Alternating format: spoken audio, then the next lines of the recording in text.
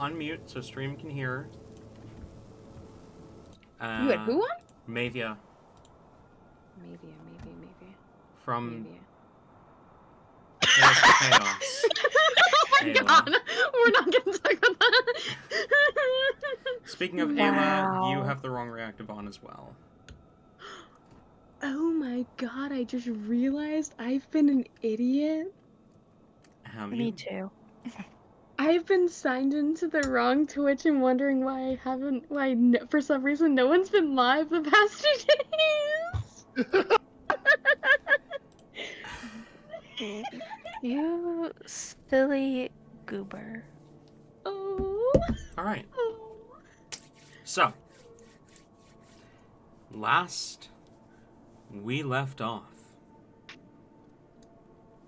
you all found yourselves in a grove in a druid's grove in the desert known as the Azius Grove, and I didn't turn on hardware acceleration after I finished watching fucking Arcane with Sabrina last night. You were saying you illegally stream stuff? What? No, we were watching it together, and the hardware acceleration is completely unrelated. Yeah. Is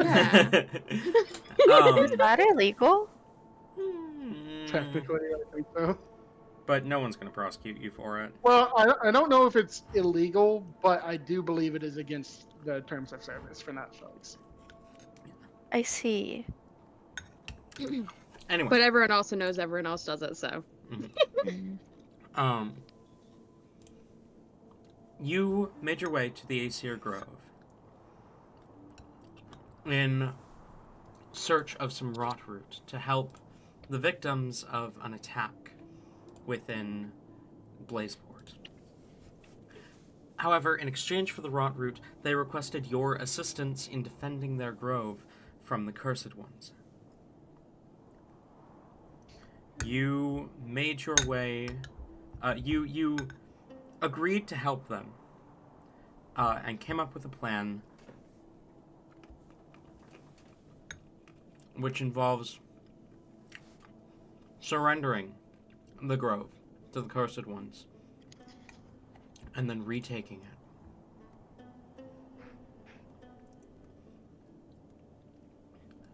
So, as night begins to fall, is there anything else any of you would like to do before you make your way back to the Azius Grove to retake it? Sleep. Die. Overthrow the government. Ooh, that's a good one. Hold up. You can't steal it, I'm already doing it. Klutz dies, Rain falls asleep, and Taliesin becomes the new god emperor of Azius. Let's fucking go. Alright, and I think that's where we end the campaign. Mm-hmm. Yep. Good session, guys. Thank you all for coming. I'm gonna go take a nap. In full seriousness, though, is there anything any of you would like to do? Sleep. Is there enough time to sleep? He's been sleeping all day. Yeah, he's been asleep all day. Rain passed out after he did the workout and has not woken up since. Relatable. I do think we briefly talked about at least Klutz and Hellebore talked about the idea that we don't need to bring the one who believes they're cursed with us. What was their name? Turmeric. We came to the conclusion he's probably a bomb. Tick, tick, tick. Turmeric, you're the bomb. But not in the good way. Stay behind.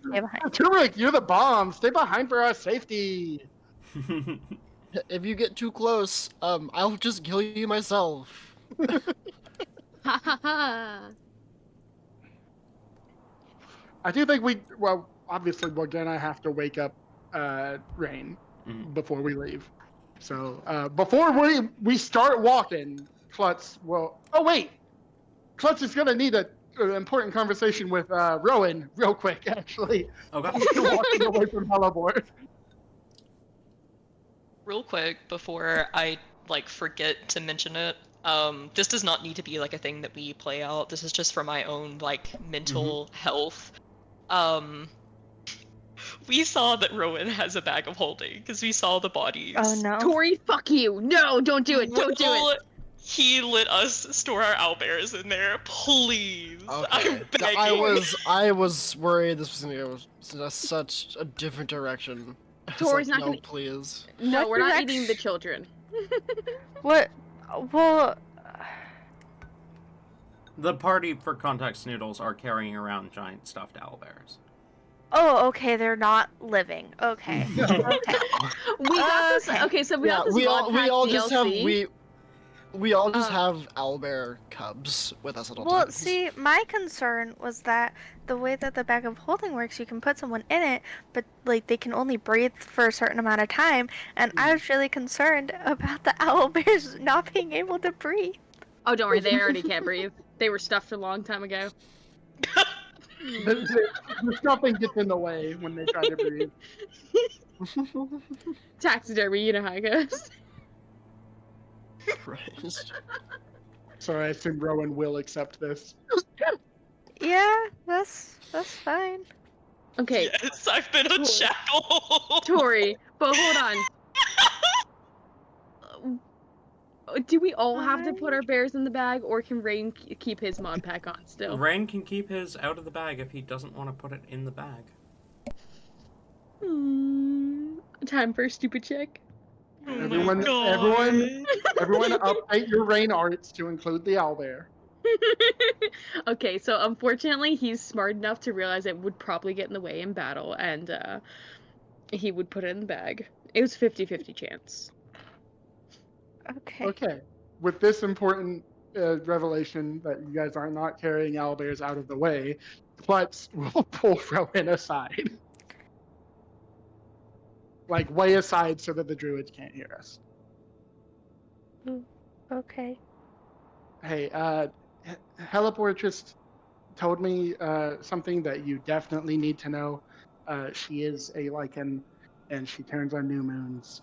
And apparently we don't like APS like a lot because they have a captive Lycan.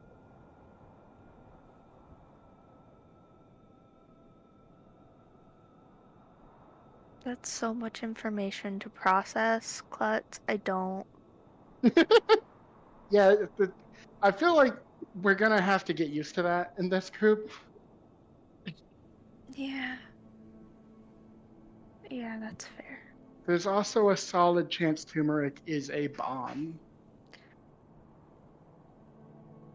The explosion that happened in Blazeport was probably done on people just like him. Meaning if we bring him with us, there's a chance that our enemies can make him explode.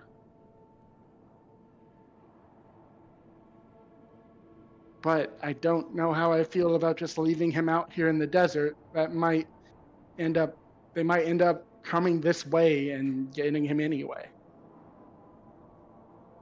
I can see where that would be an issue either way. Maybe we have him stand watch outside the grove? I mean, that's not a bad idea. We could still keep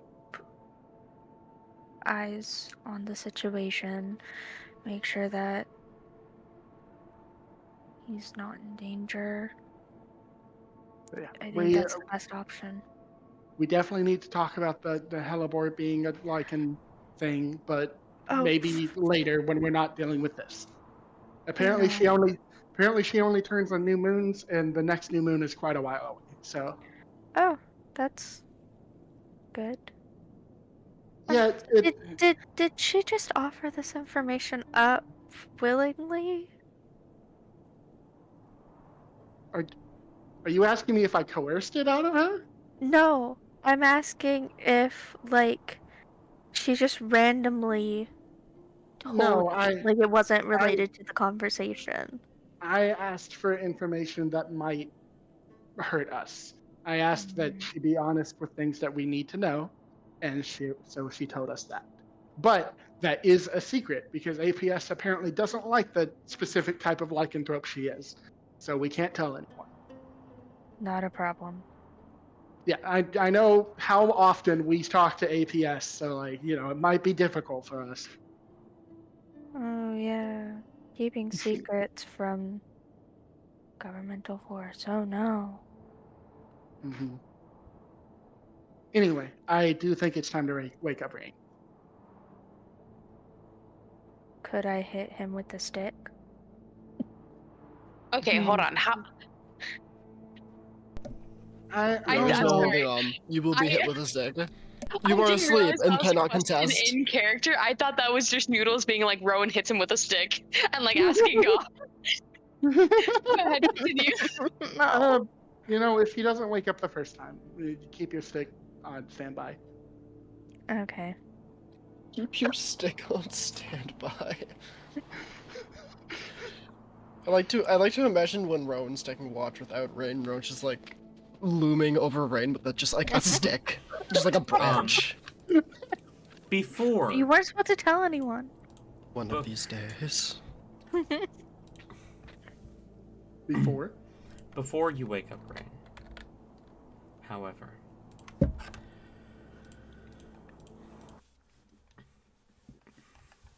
Rain,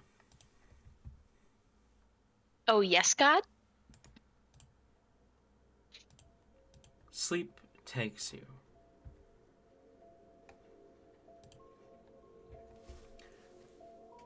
You collapse after a heavy workout. A difficult time. Sorry, this is not what I'm looking Interesting vibe. All right. for. Not what I was looking for. There we go. Rain, sleep takes you. Exhaustion overcoming you as you collapse. And at first, your sleep is dreamless. Darkness around you in every direction. But then you see your bag.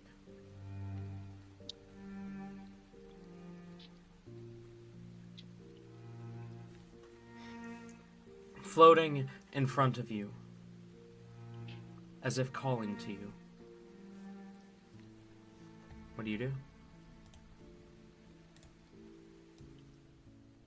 I'm so sorry. One moment. I need to wash my hands. You said Rain sees what? Your bag floating in front of you, as if calling to you. Oh. Well, Rain's always been a curious person, and that's kind of been a troubling thing for him in the past, but it's not got him killed yet. That he stayed dead, so he's gonna go reach for the bag. Okay. You reach for the bag. As your hand wraps around it, you are no longer holding your bag. It is no longer there. Instead, what you are holding is the hat.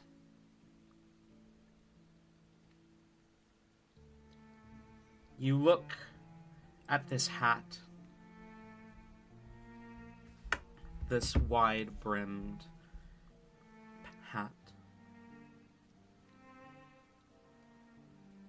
A face suddenly flashes before your mind, masked over the top half, red hair with a streak of white in the front, green eyes under the black pointed mask, almost cat-like, pale skin, pointed elven ears.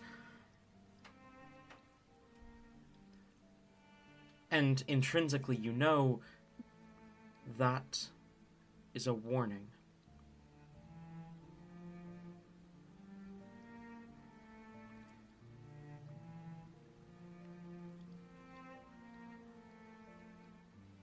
Rain is going to attempt to let go of the hat. You attempt to let go of the hat, but your hand stays clenched around it. Ah, fuck. Okay. As another vision flashes through your mind for just a moment, everyone around you burning. Your friends dead as you stand in the burning wreckage of what looks like it once was a town. All right, hold on. Are we talking about your kind of town? DM or my kind of town? Stop it. Stop it once. I'm sorry. A small town burning around you.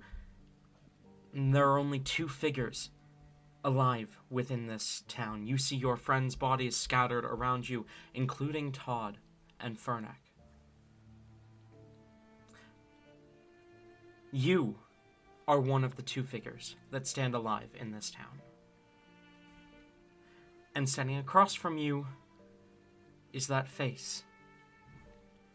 The elven man, kind of pale red hair with a streak of white in the front, a feline mask, green eyes that seem to almost glow through the eye sockets of the mask, magic curling off his fingers. The hat clenched tightly in your hand. Then that fades. You are once again standing in the darkness, holding the hat. What do you do? Okay. Rain's got. When Rain was at the town, did he recognize this town at all? Anywhere in his travels, was there anything that might have stood out? Maybe like a statue, a river, a building, church. Roll history. Okay. I gotta go get dice.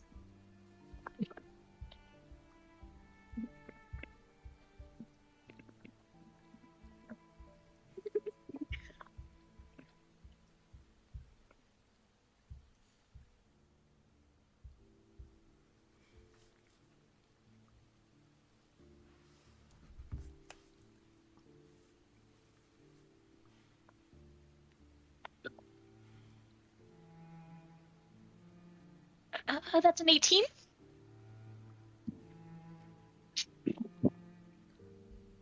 The town is definitely in the Callus Kingdom. The terrain is too lush to be the desert, to be Asunia, and the bodies scattered around you are too ununiform to be the Empire.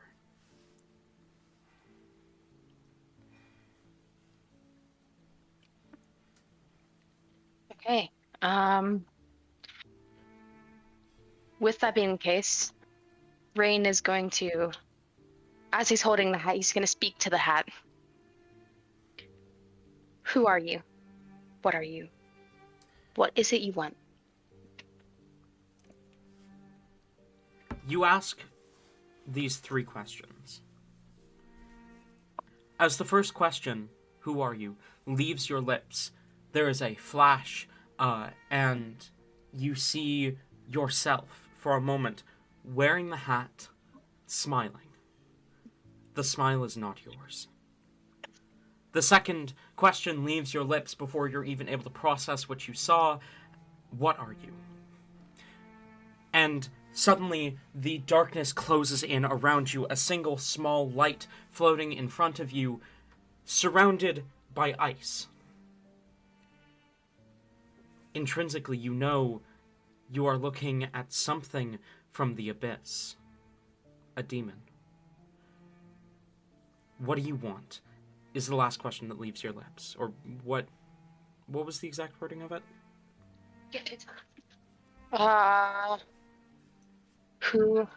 Okay, hold on. What was it? Who are you? What are you? What are you? And then I know the last... What is it you want? What is it you want?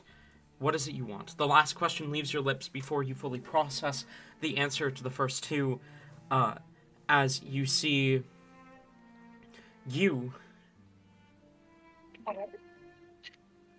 standing next to your friends. All of you are smiling.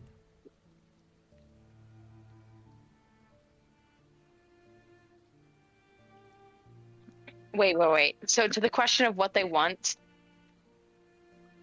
it appears like a friendship is magic type scenario. Maybe, if that's how you want to interpret it. Yikes. Okay. Well, there goes that original idea. Sympathy's a unfortunate character killer.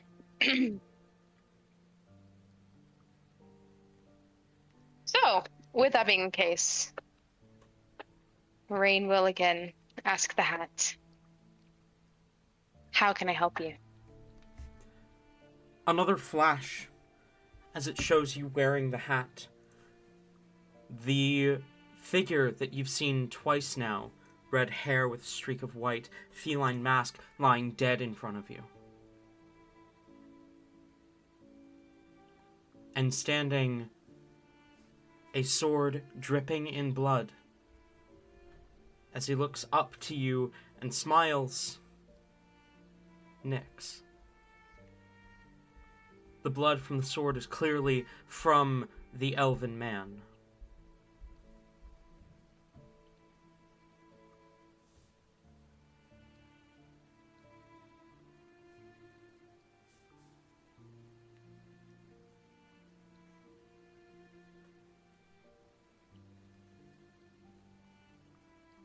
Let me think on this.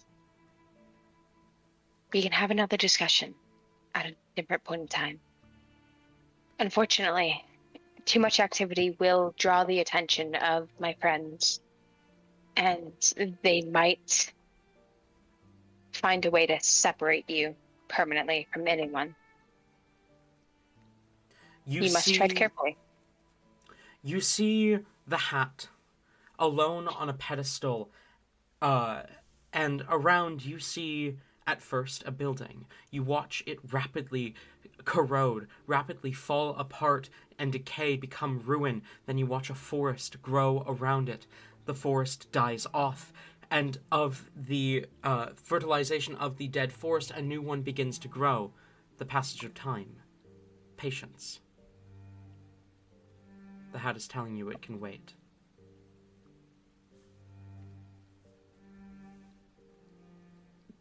All right, can you say the very last line you said? The hat is telling you it can wait. Okay. Rowan. And with that, Rowan, Klutz, how do you two wake up Rain?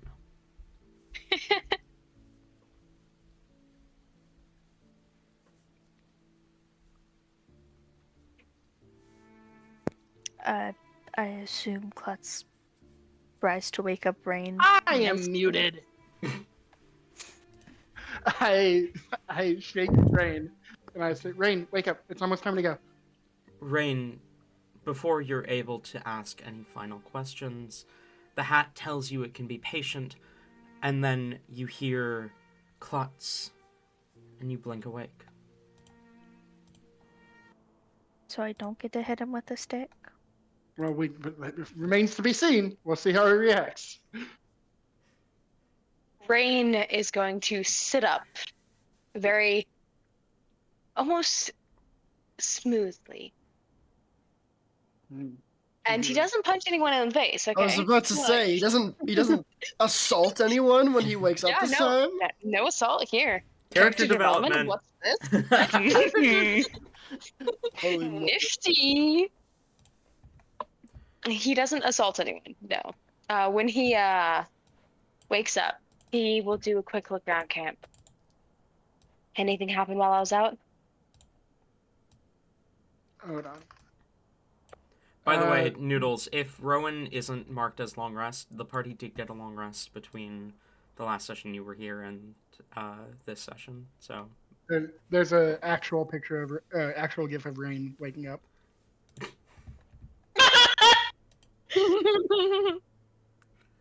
Yes.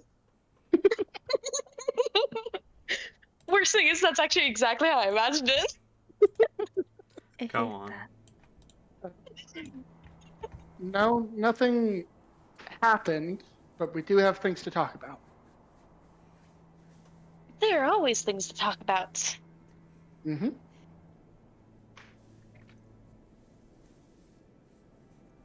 Rain will proceed to get up, and he fell asleep with like most of his stuff on, mind you.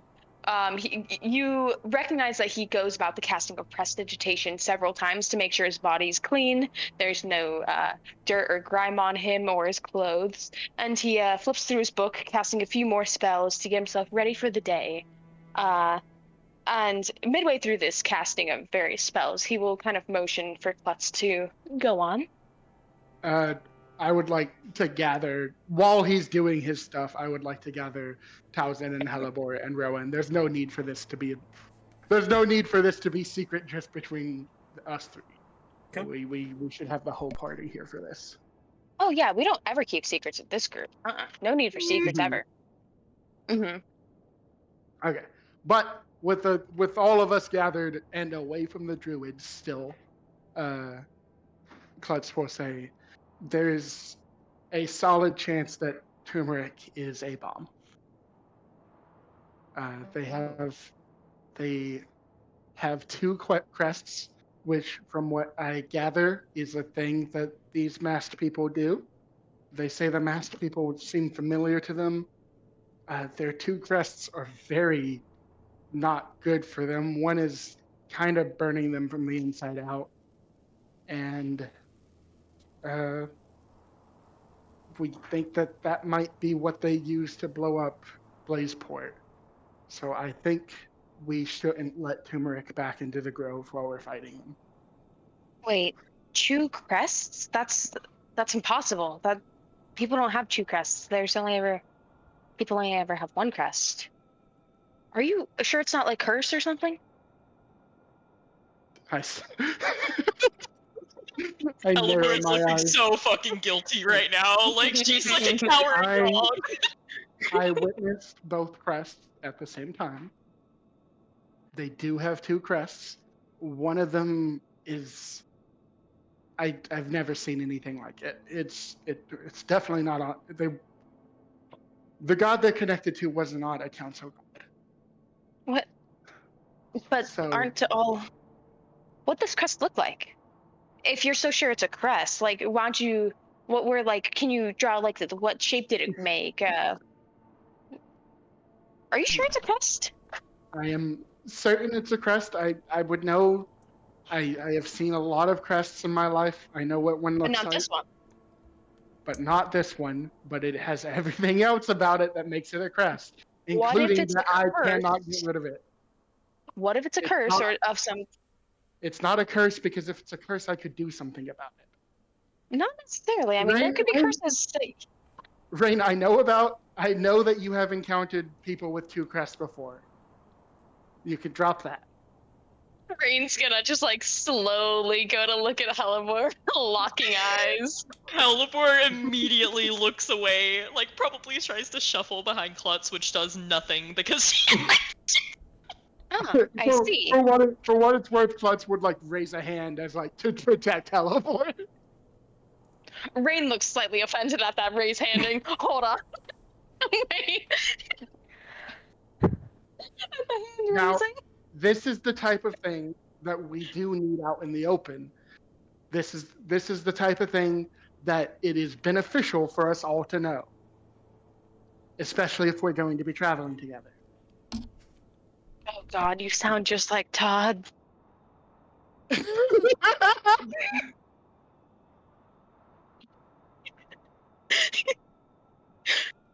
Now, I get that you have secrets about these people, and I get that you are directly involved, and I don't want to pry into your life, but we are fighting them. It is for the best that we all know our enemy. I know that they are capable of giving people two crests. I know now that they have access to crests that shouldn't be possible. And I know that they can use those crests to hurt a lot of people. All of this was stuff you could have told me. Just saying.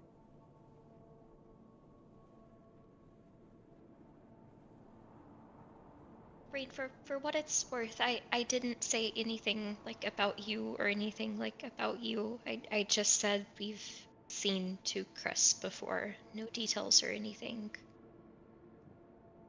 Rain is frozen for a moment. He's clearly thinking this through. And very clearly, like, it is very obvious that this smile is somewhat, at least partially faked, as he slips on a smile and just says, "It's no worries. After all, What's right? We do need to know the enemy, so I'm not upset or anything. I'm glad you killed them, Hellenwar. It's what was needed to be done. I'm not convinced. That this wasn't the correct option to take? That you're not upset. What would I have to be upset over? Well, Mm. if you're You sound kind of upset. whether or not you're upset, I always doesn't- sound like this. whether or not you're Mm. upset, it doesn't matter. We know what we know, and there's a good possibility you're keeping more from us, but whatever. Of We course, cannot. I'm a keeper of knowledge. I hold a lot more knowledge than you.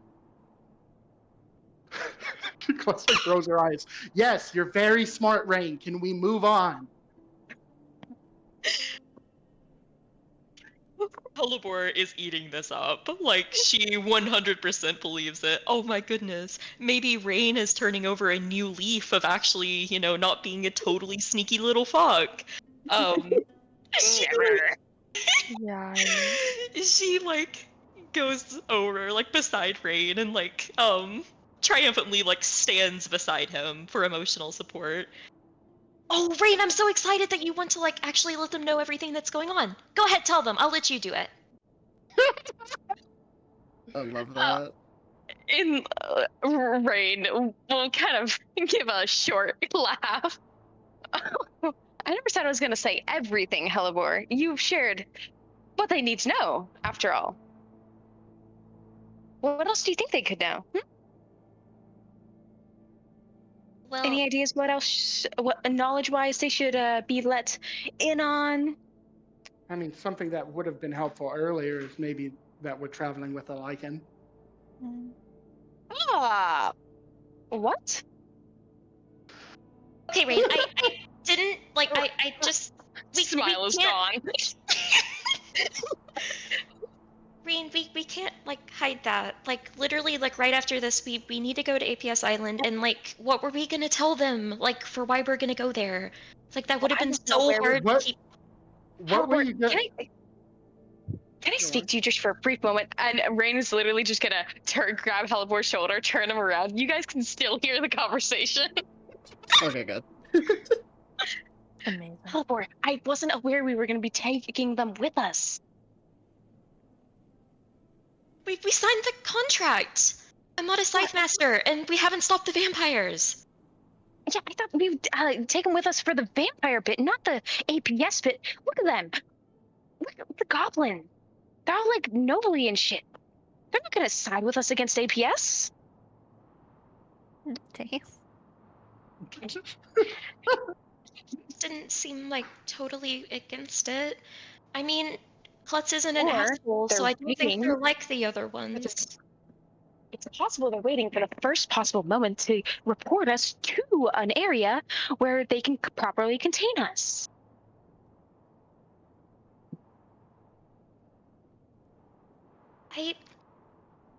I don't think so. Okay, look, we'll try it your way. They can join us on this little adventure, but if they get in the way, they're gone. They're gonna sit out. Rain, I know you're the world's greatest thief and you have a totally good, grand, machination and stuff for how you're gonna get all of them, but you'll at least need decoys or distractions or a getaway or something, right? I mean, they could help with that maybe. That was kind of Oh, neat. Helibor, that's genius. We can pin the crime on them. Tals is just gonna No, look no. towards Klutz and Rowan and just bow an apology. I'm sorry about that. It's okay. Not the first time. It probably won't be the last. I mean, Rain, we can't blame it on them because your bounty. If they know that you got all the keys, it's gonna skyrocket. Yeah, that is true. Okay. I mean, we could pin something on them.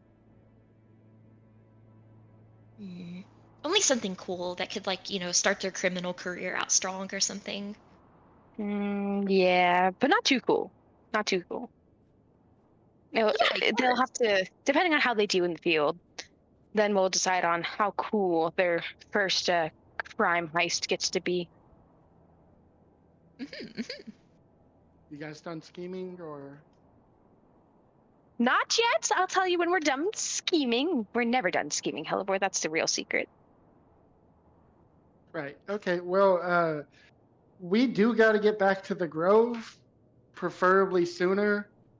So, if this is stuff that could be schemed later, could we get a rain check on this scheming, maybe?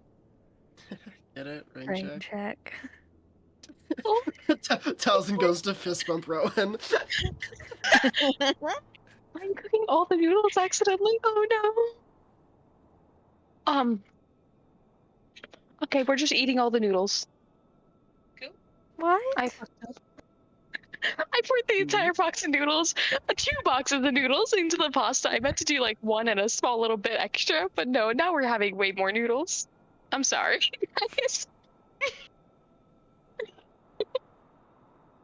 All right. Also, Rowan absolutely accepts the fist bump. Okay, I was starting to get worried. No. I just heard about noodles and I was real concerned for a second. Don't worry, we're not eating you enough. yet, hon. Yet? No? I mean, that's gonna be reserved for like. Anyways, moving on. Rain is going to. Fuck! I used the wrong spatula for this. Okay, I'm losing my mind. Rain will agree that we do need to be moving on, and I guess we're eating along the way. Breakfast is getting it's gonna be a It's midnight. little bit of a Yeah, it's midnight. You slept you all can have day. breakfast at midnight. No, you can have breakfast at midnight. Shut Okay. up. Okay. It's There's a reason Waffle House open 24/7. We stop on our way. I love There's a that. reason. There's a reason why cereal bowls are. Go on. What? Go on? Go on. I'm not gonna talk about it. Anyone else get like a midnight cereal bowl ever? Like it's like the best snack, you know?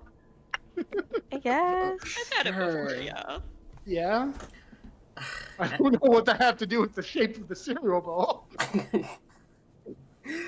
Anyway. We're not gonna talk about it. We're not gonna talk about it. See, my family used to have cereal bowls with the straw on it, and that's kind of what I was imagining. Okay, so we get a move on. As you gather the druids yourselves. The 3 Aesir druids are ready and raring to go to reclaim their grove. As Cinnamon kind of goes to take the lead, I can show you where the back entrance is. Okay. Have we like gotten to the grove, or is this along the way? This is along the way. Okay. We definitely need to have somebody stay on the outside and watch that entrance. I think Turmeric should do it. Me? Yes. Why me? I'm not... If I... Well, Turmeric, what are your proficiencies in fighting? I'm a mage. Exactly. You can stay hidden and make sure no one knows. We can trust you to deal with. You multiple surely people. you have magics to block that entrance if someone else is trying to get in, right? I suppose, but it would be locking myself out. Because you're a mage, you'll also be able to help. If something goes wrong, you can go get help. Help from where? The nearest grove is the Ember Grove? Grove, and they're a days away. I That's- mean, Better than nothing. help to reclaim the grove is a possibility we might need if we don't survive this. Alright. I suppose, I feel like I should be in there. My You have an skills... important mission here. Roll persuasion at advantage, one of you. Okay, Mhm. hold up. Who has the better persuasion? Who's better at charisma? Probably Watch it. Rain. Oh, Rain definitely has a higher charisma. Klutz's persuasion is +5. Give me just a moment. Hi, cat.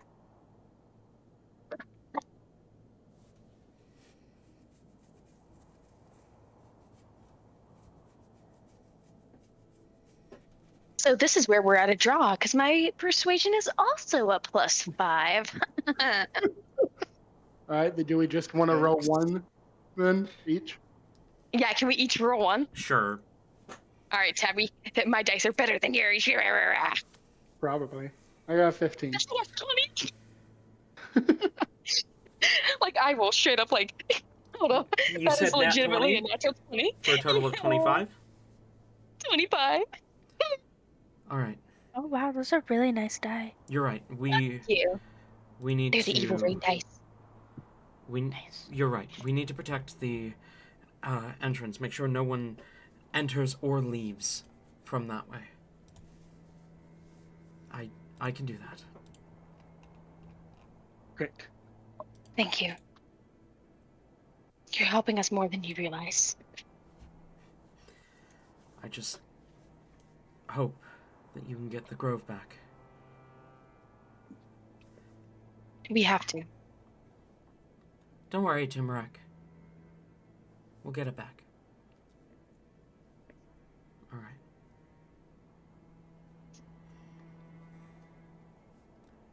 As you travel through the desert, you approach a sort of almost ravine in the desert. As Cinnamon leads you into it, then along a wall, you see it almost blends in with the edge of the ravine, but as Cinnamon walks closer to it, it becomes more clear. A sandstone slate that seems to almost blend in, but is flatter than the rest of the ravine edge. As Cinnamon kind of touches the golden choker that she's wearing, you see a faint glow from it, and the slab begins to move. As it opens up into a small tunnel, Cinnamon turns to you all and says, "Through here leads us to the grove. We leave Turmeric here just inside." All right. This is your last chance to do any last-minute preparation you need to.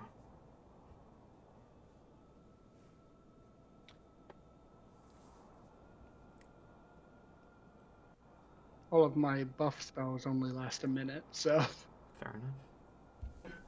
I'm gonna go, okay, so hold on. What is our, like, plan here exactly?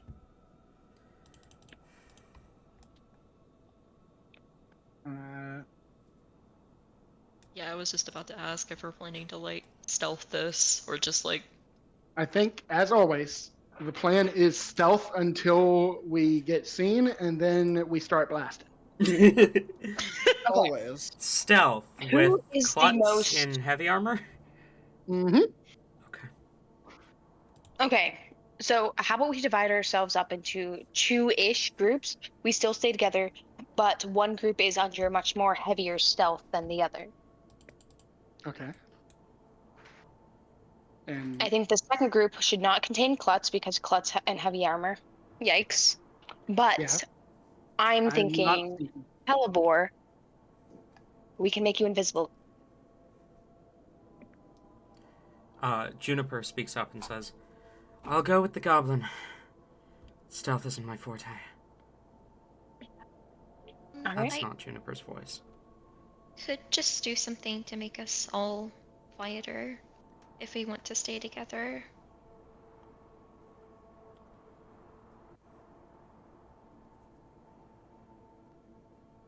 I would still worry. I'm really loud. I I think. wouldn't want to drag the rest of you down. Okay, so surprise is going to. The opportunity of surprise is going to be our greatest ally here. We need to make sure that when we all come out, it's not all of us coming out. We need to be able to have the opportunity of quote unquote waves. Because if we all go out together, then they'll eventually, the surprise, the shock will wear off. I think, Hellebore, I can make you invisible. When shit really hits the fan, you can come out and do what you need to do. But you should add another surprise factor into there. Make the shock last a little bit longer and hopefully knock out a few of them before.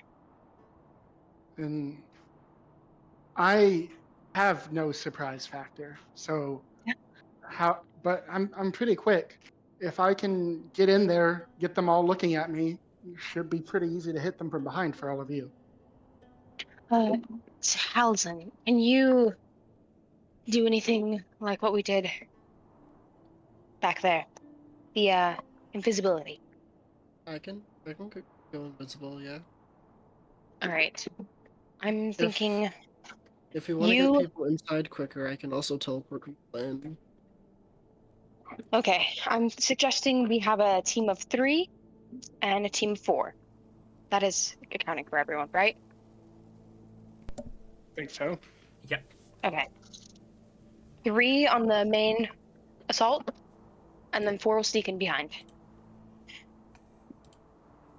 Okay. Hellebore, you and I, with Taliesin, should go in stealth. Who's our fourth? Okay. I'd be the 4th. Cinnamon speaks up.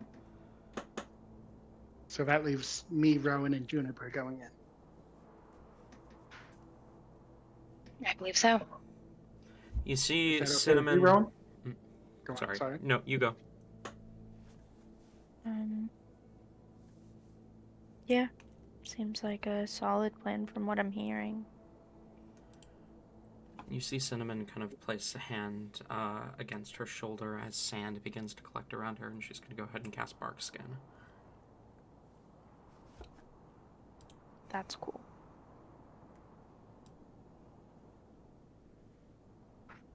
You're cool. Your mom's cool. Whoa.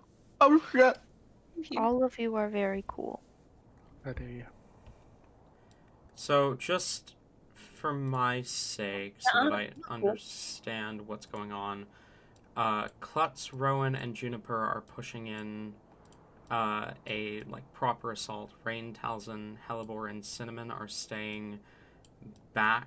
Wait a minute. Why does he get to know the plan? He's the person we're plotting against. I'm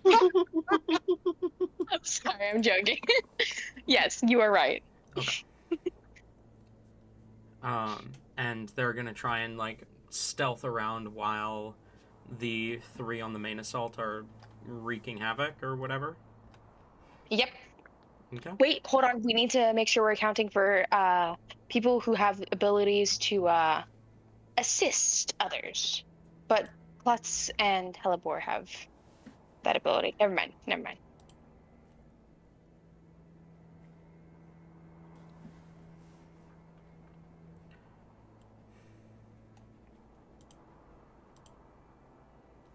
All right.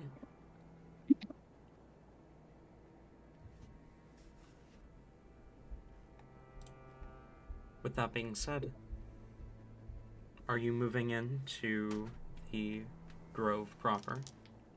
No, we're going to the next town. We've decided it's not worth it. Yes. Yes, we're going. We're advancing to the next town. All right. We're Real- leaving real and never coming quick. back. Okay. Yes. Tori? My my computer crashed, so I was gone for like a minute. What do you decide on? Hellebore, We're moving towns and deciding fuck this place. Talzin, Rain, and Cinnamon are stealth missioning, while Rowan, Klutz, and Juniper are heavy stealthing. Can't be any witnesses if there are no people alive. That's what I keep telling people, and that's exactly how I play Assassin's Creed. All right, everybody. Attack anyone that's not showing their face. Except me. No, not me. I send Klutz to the Shadow Realm. Sending you to the Shadow Realm, Jimbo. I opened my domain and auto hit Klutz.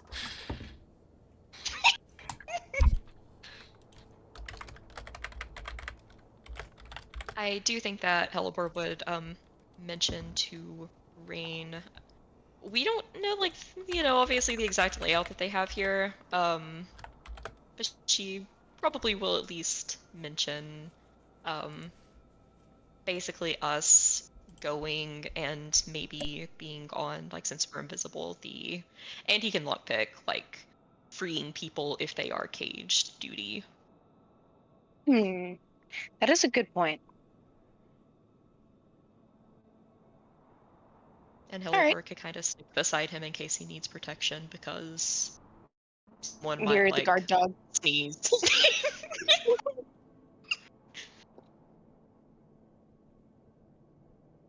I like this idea. All right. With that being said, can I have you all please roll initiative? What's that? Suck No. I'm a sorry, fucking guys. dick, Rain. Yo. Oh, damn. He does that on Nah. a daily. No thanks. No, Rain gives me not you. I'm gonna keep. That's an inside thought, actually. I'm gonna keep that one in my chest. Amazing. That one's a thought for me, and I'm gonna keep it that way. That one's an inside thought. Okay, DM me the thought, please, because now I'm curious. I will. I'm also curious. I do. Did I unprepare invisibility and just thought I had it to prepare? I'm pissed. That's fine. I can fuck around and find out. No, I can't, cause fuck. I swear I had invisibility prepped. What the fuck? Where'd it go?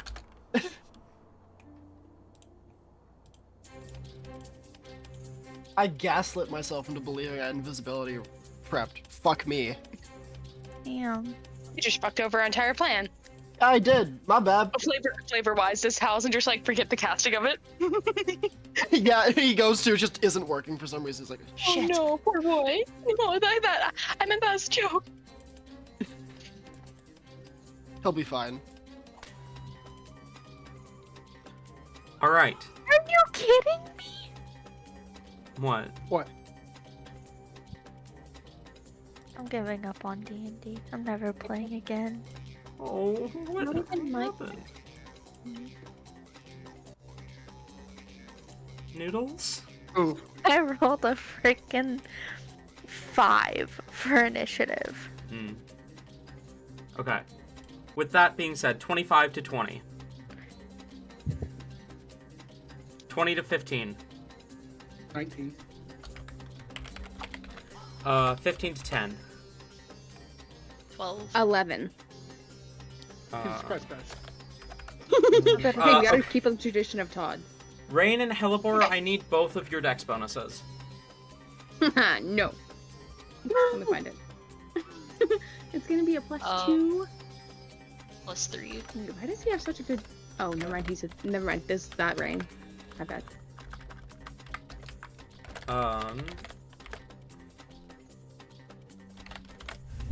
10 to 5. 8. 6. Okay. Oh no. Hey, don't worry. Talzin isn't last in the initiative. Juniper got a natural 1. I can take a nap between rounds. Let's go. Hell yeah.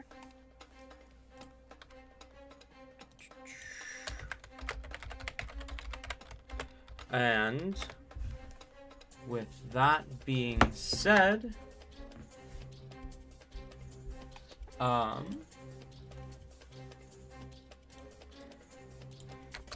first up in the initiative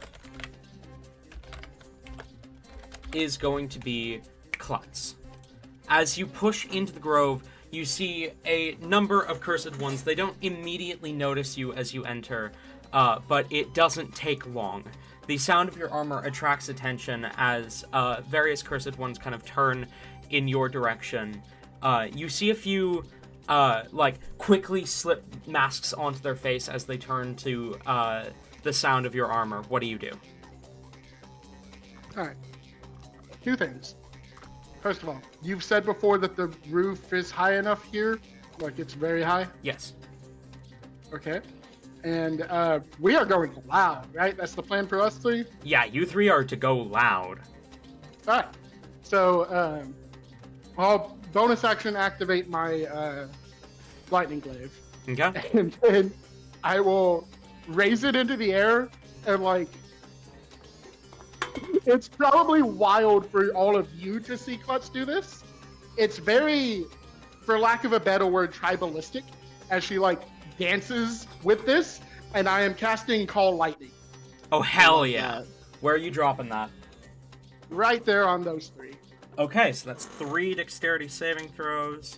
And I'm doing this at 4th level. Okay, 4th level. Go ahead and roll that damage. What's your DC? My DC is 15. 2 saves, 1 fail. Okay. That's 18 damage total. And those three are... I assume I'm putting the point right here. Mm-hmm. And those three are immediately knocked 10 foot back from this point. Okay. Give me a second. Oh, okay. Immediately, go ahead and roll me a d6. Klutz. Awesome. That's a 3. 3 points of fall damage, quote unquote, to one of the cultists as he slams into the kind of sandstone edge of the kind of cavern that the grove is built in, and you see some blood kind of trickle from his back where he impacted. You see one of them is flung into the water and kind of sits up, the bottom, like his entire back just soaked in water. The last one is flung into a tent, which kind of crumples around him. I'm actually going to have the one that fell into the tent be considered prone. Sweet. And I'm gonna run over here, and that'll be my turn. Okay. You definitely made a good first impression. If that first impression was, or if your intention of that first impression was to get attention. That brings us to Hellebore. You're up. As of right now, you are hidden. Alright. Okay, awesome.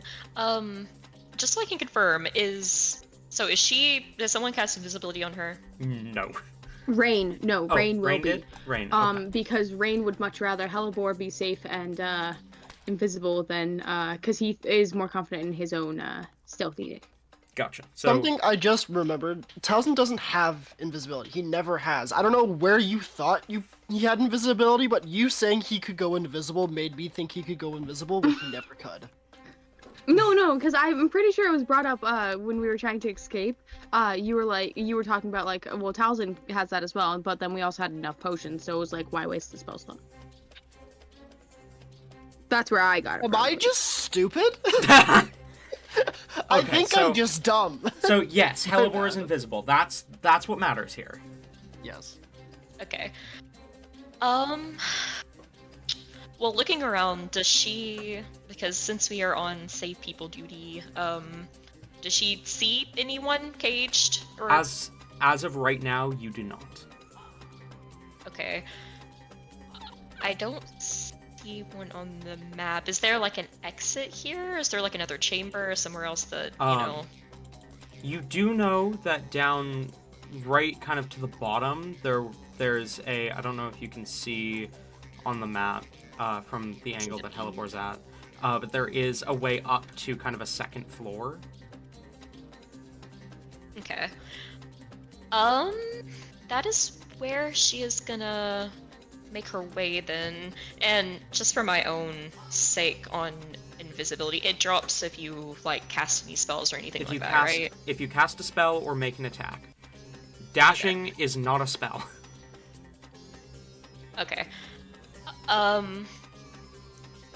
In that case, then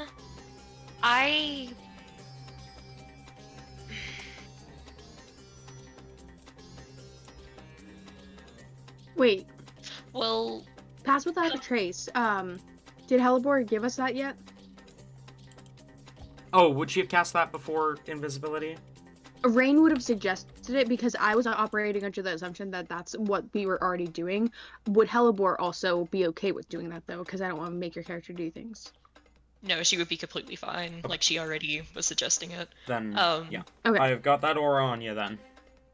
Okay, cool. She will dash and try. I know this will probably like reduce the movement, but I'll take it. She's gonna try to like have Rain with her, so he can both stay in the aura and be next to her for action. What is your movement, Rain? What is yours? Mine's 30. 10. Wait, no, that's the wrong thing. We're not gonna talk about World's that. greatest thief, guys.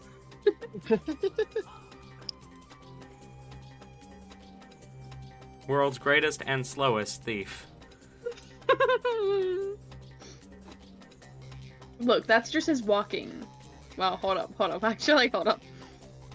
What is Rain's speed? It is a number It's at 30. the It's 30. 30. It's Okay.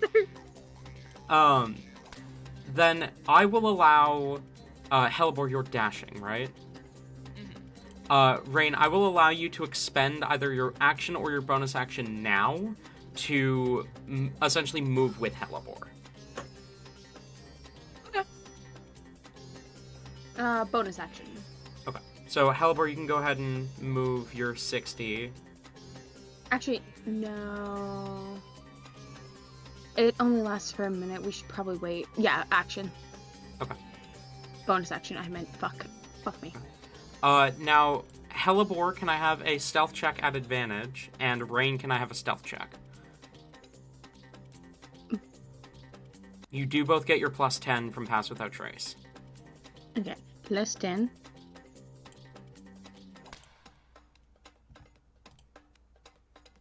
$34. 34. 24. Okay. You, begin to kind of, dash. As you see the cultists kind of turning their attention towards Klutz, you run past this one, who is, like, just turning to look up towards Juniper and Rowan, having noticed them, and you dart past just as his vision, like, you basically cross, he starts looking, and you run past his vision. It kind of, crosses, for just the briefest of moments, kind of does a double take, but does not actually see Rain. As you manage to slip past him, without being spotted.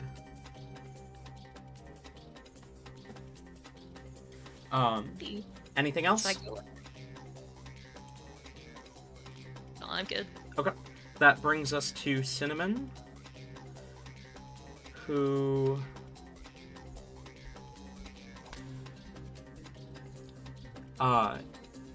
is going to roll a stealth check real quick. 14. Alright. I gotta double check the ruling on a spell. Give me half a second.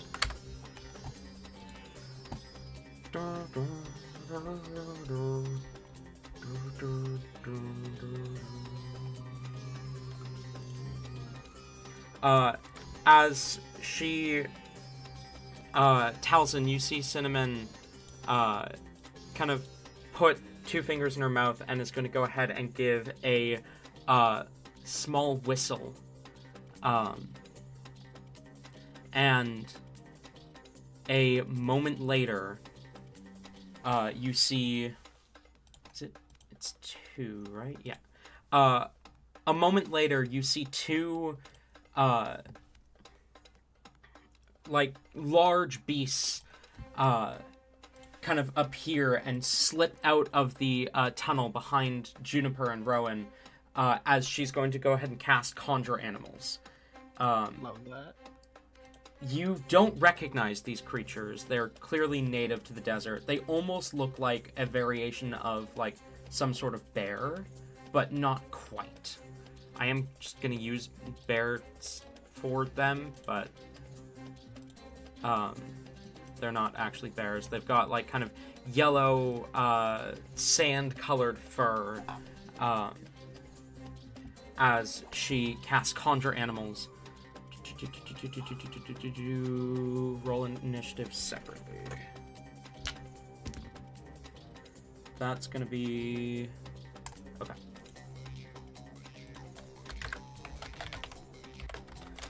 Alright, that brings us to Rain, you're up. You've used your bonus action, you still have your action. Okay,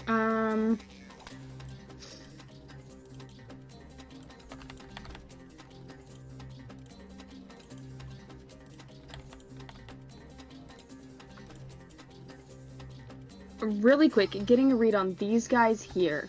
Does it seem like either of them have turned? Which way does it seem like they might be attempting turn? Maybe to look at. They are looking like they're about to turn to go look at what the fuck just happened over this way.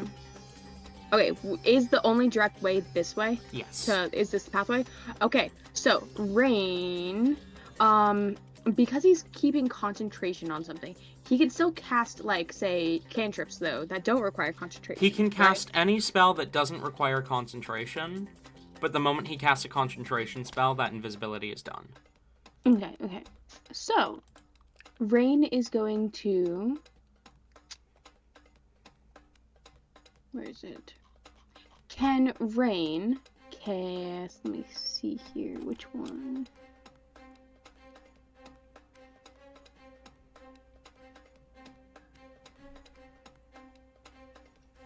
In this direction over here. Okay. Can Rain use Minor Illusion to, What's the range on Minor Illusion? 30 feet, so it won't be, like, quite that far. But he's going to wait till they get a little bit closer, because he does want it to be more so, like, have them looking, this way, so, like... Okay. So you want to ready your action.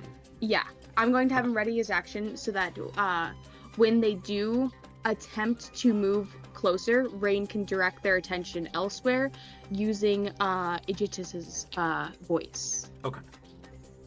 Understood. Is that all? Yes, because that would be... Okay. Yeah. Right, because you already used your movement in your bonus action. That brings us to the Cursed Cultists. You see these two both turn to look across the kind of oasis, as you hear a voice call out, "We're under attack!" As attention begins to turn in Klutz's direction, this cultist is going to begin to run this way to get up kind of closer to Klutz. Rain, do you release your ready to action? Yes. Okay. What are you making Azius's voice say? Okay. So here's the thing. I don't know. We haven't had enough interaction on screen to know much of Azius's speech pattern. So, but Rain would be slightly more familiar with it than I myself am. Give me the gist of what you want Azius to say. Some sort of command, like,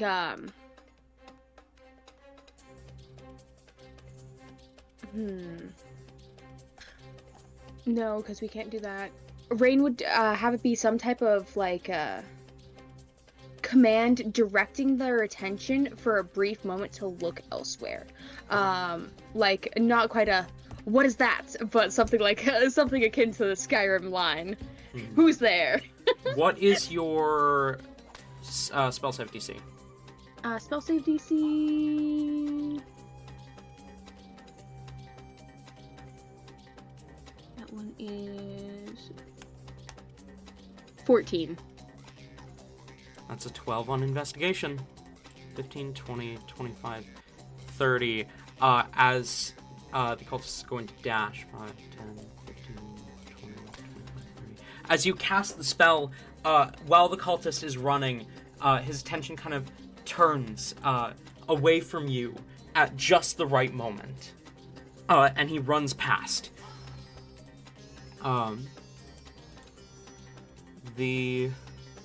Which is not good, because if the cultist did not question that necessarily entirely, then that means that Jitsus might be here. This cultist, you are within 120 feet, is going to reach a hand out pointed towards Klutz. As you see Klutz for a moment, a cultist on the other side of the oasis looking at you, hand pointed forward, magic curling off them. Then a blast of eldritch energy comes flying in your direction. Does an 8 hit? No. It glances off your armor. You barely even notice the spell. As you see the cultist is going to 5, 10, 15, 20, 25, 30. Start moving. Eyes still locked on you. This cultist, the one that's tangled up in the tent, is going to spend half its movement to get out of it and then move up within melee of you, Klutz, and is going to go ahead and cast... uses action to cast Armor of Agathis, as you see this kind of ice-cold energy encase him, almost like an armor. As the cultist here is going to move up within melee with you and take a swing with its scimitar. Does a 17 hit? No. No. Right, you have... Yeah, you're a fucking beast. This one is going to step up to you as well and take a swing. That is an 8. Nope. This one... oh, that would have been flanking advantage. 17 still misses. Is going to step up here and take a swing. That's a 21. 21 hits. You take 4 points of slashing damage. Okie dokie. 5, 10, 15, 20, 25, 30. This cultist is going to move up this way, and is going to go ahead and cast Eldritch Blast at Rowan. We'll call it Rowan. Rowan does a 16 hit. Just to keep us honest, I barely made my concentration check with an 11. So. Right, you are concentrating. Rowan does a 17 or a 16 hit. No. Gotcha. 5, 10, 15, 20, 25. This one's going to shoot an Eldritch Blast at Juniper. That is a 16, which does hit Juniper. So that's going to be 3 points of damage to her. I just realized I forgot to put her health bar on here.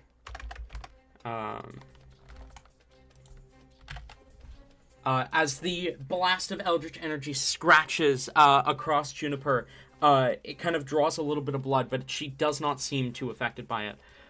This one is going to step up and is going to go ahead and cast Green Flame Blade on Juniper. That misses. That brings us to Rowan, you're up. Okay.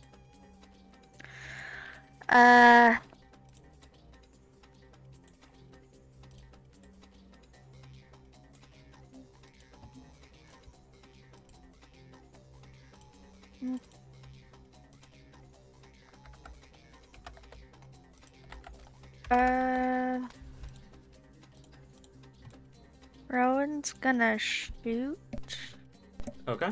one of the cultists around Klutz. Okay.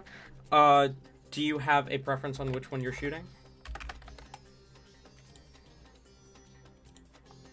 No, not really. Okay. It would make sense for Rowan to pick one of the two closest to them. Do you want to just, like, flip a coin between those two? Let's do the one that's like closer. That was in the tent. Okay, so the one that cast Armor of Agathis. Go ahead and roll to hit. Yeah.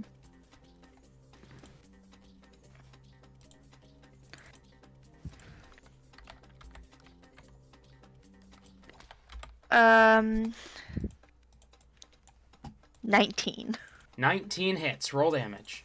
Oh, thank goodness. As you pull back the arrow and fire, releasing it towards the cultist, it sinks through the studded leather armor that they wear. That's 11 11 points of damage.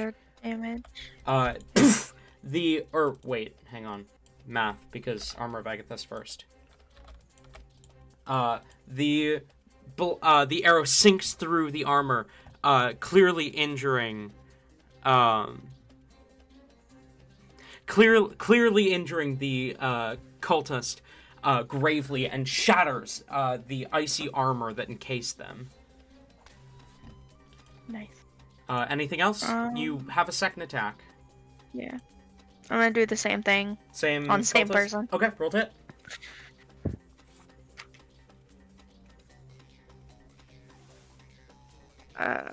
Ooh. That's only a 10. 10 misses, unfortunately. You fire the second arrow, and it just grazes off the leather armor. Had they not been wearing armor, that might have hit. But it kind of cuts through the leather a little bit and sticks into the ground. As the cultists realize that you are more of a threat than they originally thought. Anything else? Let me see.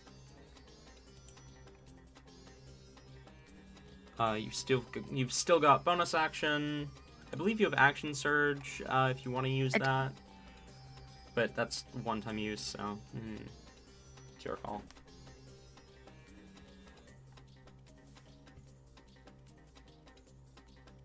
I wouldn't. I'd save it for later, honestly. Yeah. I would probably do the same. Save it for when you encounter whoever seems to be in charge, but... Yeah, that was my plan. I was just trying to see what bonus actions I had. And I don't have very many, so... That's it. That's all I'm gonna do. Okay. I'm getting a weird error with Roll20 right now. Is anyone else getting... Same. Yeah. Yeah. Okay. Yeah. That's fine. We'll continue and just hope that it doesn't fuck us up too much. Here, I'll reload the page, see if that helps. That brings us to Talzin, you're up. Well, fuck me. I screwed this up mentally. Like, mentally? A lot. Fuck. Funny. I totally believed I had visibility for some reason. I absolutely did not. Don't worry about it. I'm sure you're sneaky. Just run. He's sneaky, but if he's gonna catch up to the other two, he has to run directly in front of two different cultists. Yeah, maybe we didn't think through this plan too much. No. Is this where you switch sides? Now you're with us with heavy style? Yeah, I think that's the plan actually.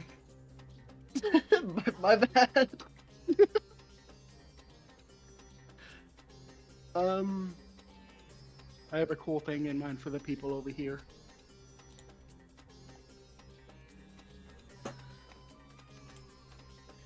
Yeah, no. Fuck. I'm so sorry. I totally fucked You're this good. up.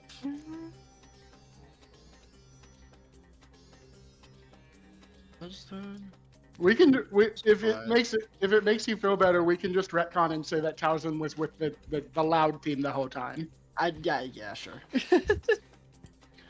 Sure. Yay. I will note I cannot see Roll20 right now because it is perpetually loading, but... It's same for me, yeah. Yeah, I tried reloading it, and that didn't go well. This is why I didn't try reloading it until I heard if it worked or not for you guys. Neither did I. I also have not tried to reload it. Yeah, probably smart. Look, worst comes to worst, we could always just everyone take screenshots of what they have, put it in Discord, and we use Paint. Paint. I mean, I've got. Oh. You owed at the exact same time it changed on my screen. Yeah, are you getting the same error gateway timeout? Yeah. Okay.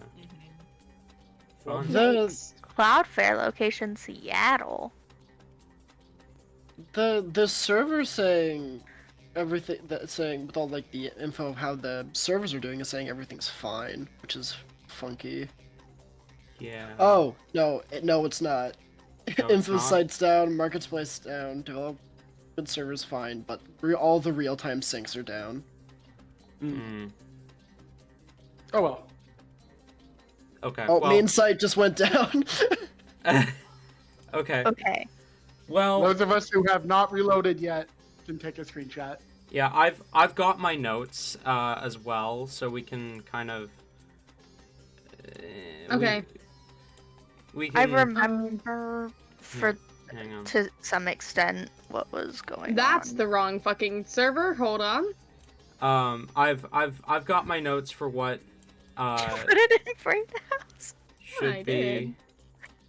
Holy cow. in the fight. So I'm just gonna put up the Azius map on stream for now. Until the server comes back up, if it comes back up. Okay, so Talzin. I'm just editing photo of who I am slapping real quick. Okay. First thing I am doing, for flavor, the 3 allies around me, I am gonna blood sacrifice or vital sacrifice, so the 3 of them all just hear Talzin's heartbeat for a second, and it's very grotesque. Okay. I need Wicked. to take that damage. Oh, that's a lot. Okay. So I take 5. Then I'm doing this. I want to make this that. And the plan. Can I zoom? Nope. I'm gonna hit this guy. Oh. Okay. We cannot see that. If you're pinging. I'm not pinging anything. I'm drawing in On snippet right now. Paint. Snip and sketch. Okay. I was able to get it to pull back up. Okay. Yeah, the thing that says the thing is down just went away from me, so. Okay. Oh, same. Okay, so even though we had it all set up just to operate without it, now it's fixed. Fuck you, Roll20. Fuck you. Don't say that, because then it might go Fuck back. you, Roll20. Fuck you. Damn. You're a little bitch, Roll20. Damn. Oh, okay. Roll20 just restarted itself, and I'm not seeing anything now. Fun. Well, It worked. My evil plan worked. I mean, I didn't do anything. It did it on its own. Ah, fuck. good Roll20. Okay. Well. what are you casting, Thousand? I am casting Ice Knife. Okay. Okay. And which one were you targeting? If it lets me do the thing I'm planning on doing, it looks like it is. That guy. What is that guy? New posted thing. Oh, okay, Yeah. okay. Okay, I see it. Go ahead and roll the hit.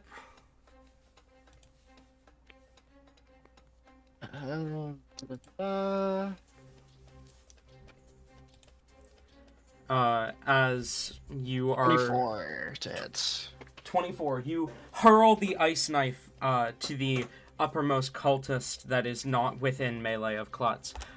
The knife of ice impacts into its target. Roll damage, and that's a dex save for that one and the one on the far right of Klutz. Yes. I believe they both saved. Fuck. Okay. Is it save or suck, or is it half damage on a save?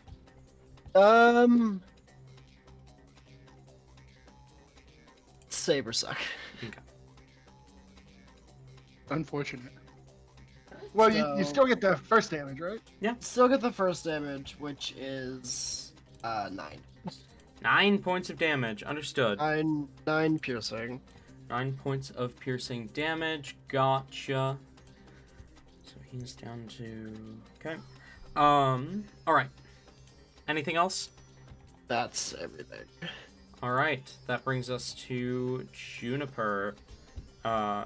Luckily, she was within melee with someone, so I don't need to do counting on how far she can run. Just going to go ahead and stab the cultist that tried to stab her. First one is a 19, which hits. She's gonna do 5, 11 points of piercing, and then 7, 11 points of fire. So 22 points of damage with the first hit, and she's going to swing again, which is going to be a 24. 5 plus is 11 points of piercing, and then plus is going to be 11. 22 both times. The cultist does fall as she takes out the spear, and one slash and a stab, the cultist collapses unmoving to the ground. I managed to get into Roll20 on my main browser. Not into the game yet, but onto the website at least. I'm Same. gonna see if I can I can get onto it on the stream browser, and see if I can get into the game on my main browser. But that is the end of Juniper's turn. Brings us back to the top. Klutz, you are up. You are still surrounded. Sweet. I'm going to bonus action disengage. Okay. And Because Move. Goblin. because Goblin, move over here, and then call lightning right there. Move over where and call lightning where? I still can't see the game. Right below the other bear. Which The bear next to Rowan. Okay. I literally cannot see the game. I got you. So, And I'm calling lightning right where I used to be in between the four. okay. So 4 dexterity saving throws. What is your DC? 15. 1 saves, 3 fail. Yay. Sweet. Which one saves? Can I ask? The one that was above you, the one that had gone into the tent. Sweet. Then I just used my channel divinity to do max damage. Oh, okay. So they take 40 damage. Every single Except one. for the one that All of them take 40 damage, except for the one that saves, which takes 20. every single one of them dies. As this crack of lightning slams into where you had been a moment prior, and the cultists all collapse, unmoving to the ground.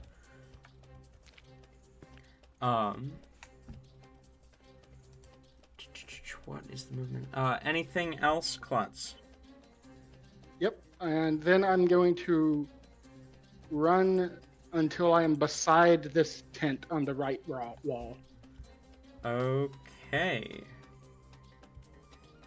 And that is my turn. Wait, tent on the right? Oh, on the right wall. Here, I will take a screenshot. I might be about to get back into the game itself on my main browser, actually. It's taking forever. Yeah. Roll20 is being a bitch. But it's fine. We can make it work. That brings us to the bears. The bear next to Juniper is going to run up to the cultist that Rain was able to distract with his minor illusion. And it's going to go ahead and take a bite and a claw as it roars out in anger. An 8 misses, but a 13 hits. As it hits with a claw, it's going to be 4 points of slashing damage, and and it falls prone. as the bear slashes and bites at the cultist, the claws knocking the cultist prone. The other bear, 5, 10, 15, 20, is going to get within melee of the cultist that Talzin ice knifed, and is going to do the same thing. Both hits. The bite is going to do D8. Where are my D8s? There's my D8. 4 plus 3, 7 points of piercing damage, and the claw is going to do 4 points of slashing. So another 11 on top of the 9 that Talzin did. So 20 damage it's taken so far. That brings us to... Not yet. Hellebore, you're up. I am just gonna try to do the exact same thing as last time, if Rain will allow it, and use my dash to go 60 feet down. Are you in yet? Or No. okay, 60 Yeah, feet would be like right on like the first stair. Okay, understood. Rain, are you going with? Yes. Okay.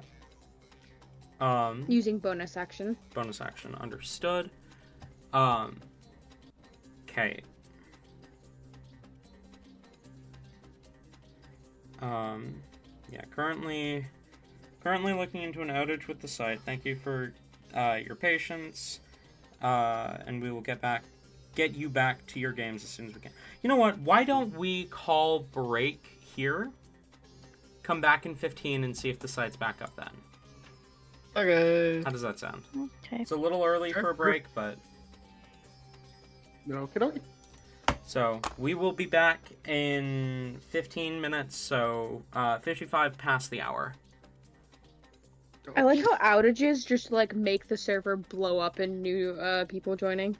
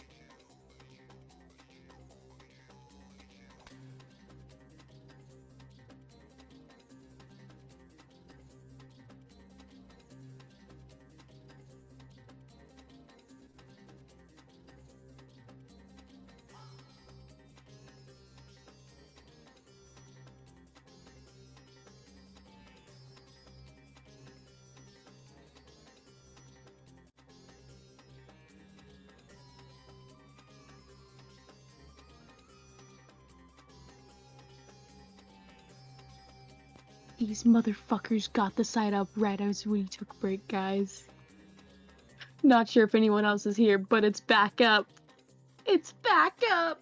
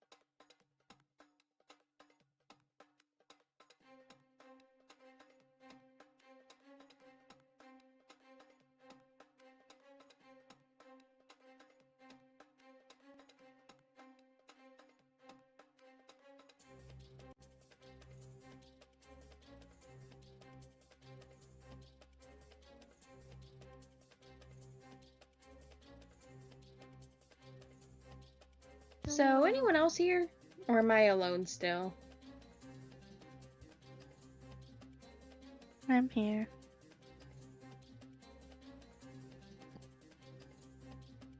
Hello.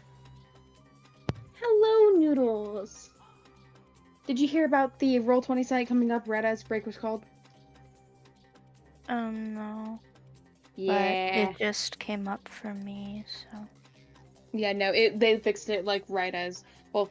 There's not been like an official they fixed it, but it's been it's been Working. decreed that they've got it at least somewhat working in the meantime. It's good.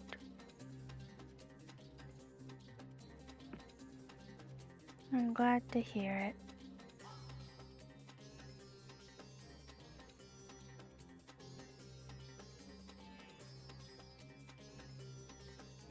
Have you had a good day? Yes, I have. It's good.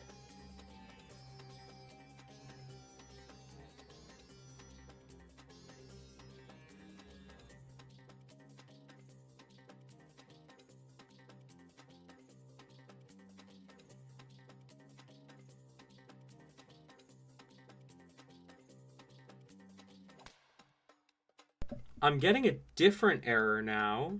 So something's changed. Oh, what's the error you're currently getting? I'm getting 503 service unavailable. No server is available to handle this request. Ooh, okay, interesting. So something's changed.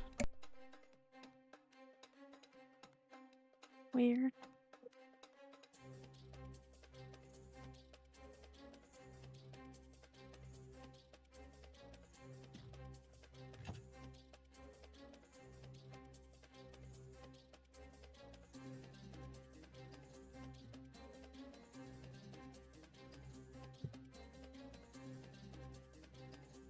I do not feel good.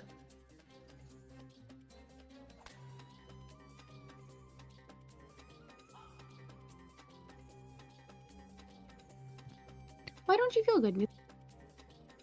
I don't know. I'm sick.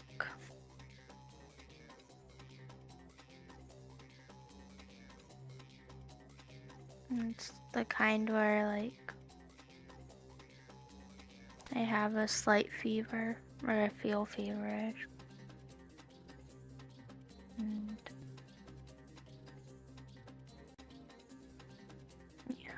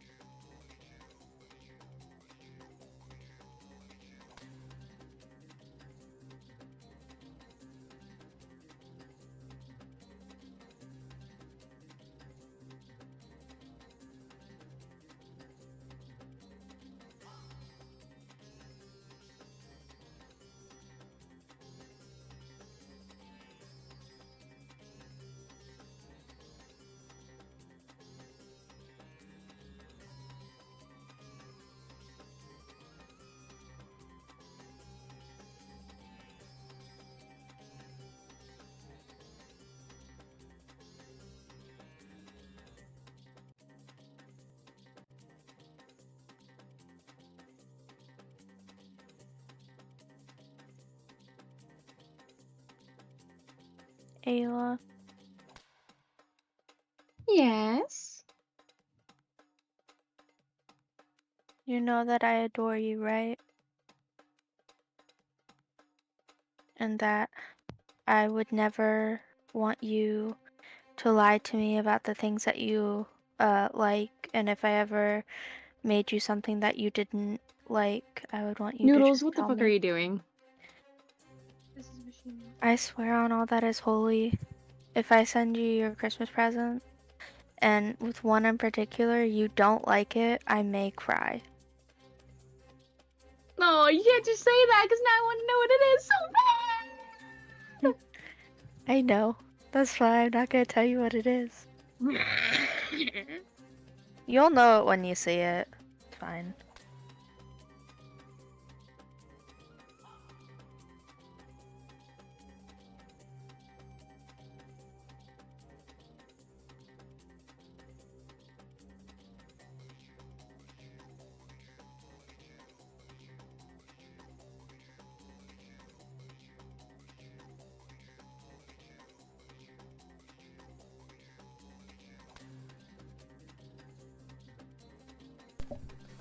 Good news! I'm back in, motherfuckers. Yay. Okay, let me update the map positioning.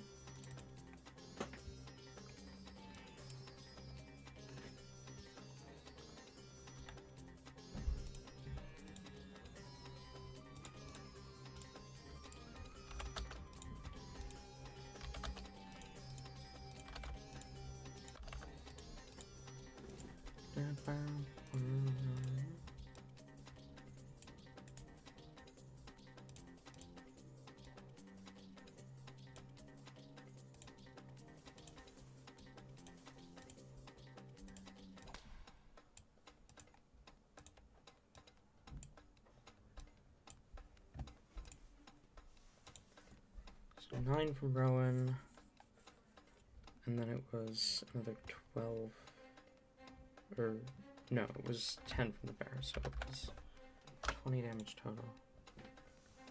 Okay! And with that, we are basically at the end of our break. Is everyone back? Tabby is not, but she said start without her. She's in the bathroom. What a fucking goon! Alright. That's fine. Klutz's turn doesn't come up for a minute. Exactly 1 minute. Whose turn is it right now? It's, I believe Hellebore just finished her turn. Which, speaking of Rain, I need another stealth check from you and one from Hellebore at advantage. Both of you do still get past without trace. Oh, where the fuck did my dice go? And then while you're doing that, I'm just going to quickly move Cinnamon for her turn. 26, 28. 28, okay. And Hellebore? Mine is 26. Okay, understood. We're too good at this. Rowan... You guys are so sneaky. Rowan, you see Cinnamon kind of slip out, and unfortunately immediately steps on kind of dried plant, attracting some attention to herself with a 7 on stealth. Just up to us, Hellebore. She, realizing that she's been spotted, is going to turn around and cast... we'll do Scorching Ray, 1 on this guy, 2 on this guy. So, that is a... What the fuck is your spellcasting attack? +5. Miss and a hit. And a hit. Okay. 1, 2. Really quick, God. Yes? These cultists, are they all wearing like the same exact uniforms, sort of?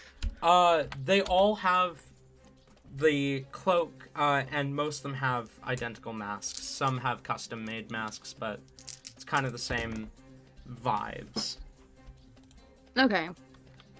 Because what I'm thinking is, to make this a little bit easier, Rain could totally try to snag a cloak from someone we kill. Well, it is your turn. So, if you would like to do that, now's your chance.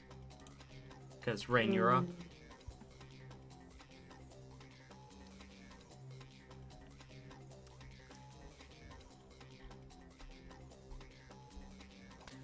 What is gonna cause a lot of damage?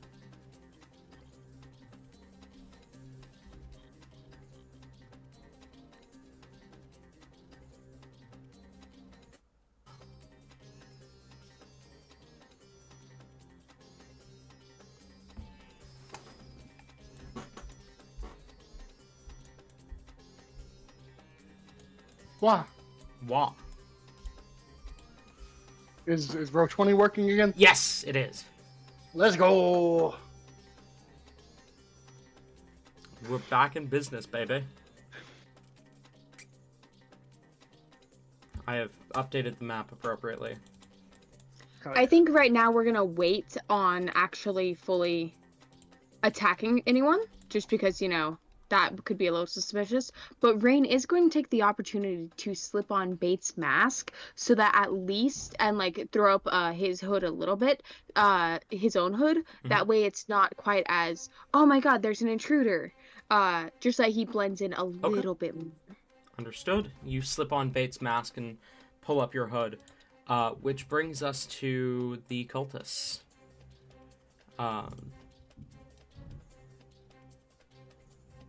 As you see a pair of cultists begin to approach the stairs, one of them sees you and says, "Where the hells are you going? Attackers down there!" Rain will I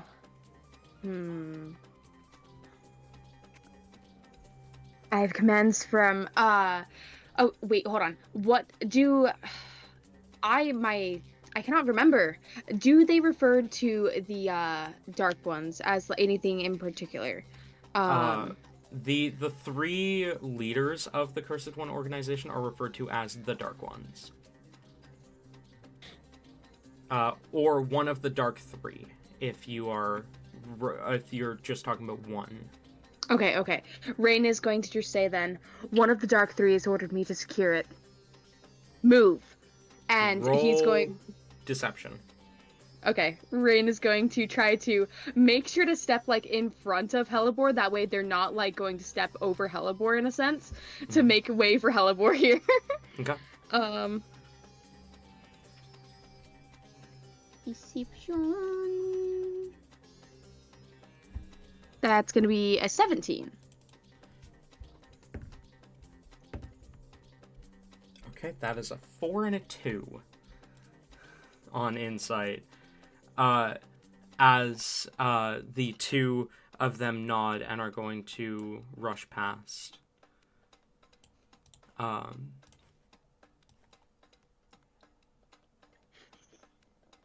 Klutz! What? That's gonna be 2 Eldritch Blasts against you. Okay. 24 and 13.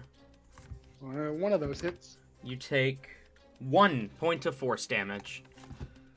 Oh man. As I two succeed on my contact. Go on.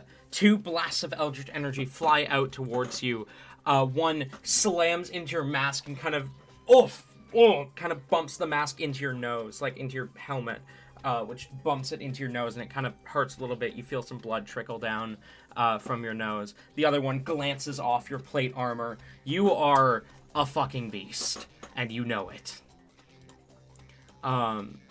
This cultist is going to move up towards you, and is going to take a swing. That is a 15. Nope. And the one in melee with the bear is going to take a swing, which does hit. And is going to deal 5 damage to the bear. the not bear. It's close enough to a bear.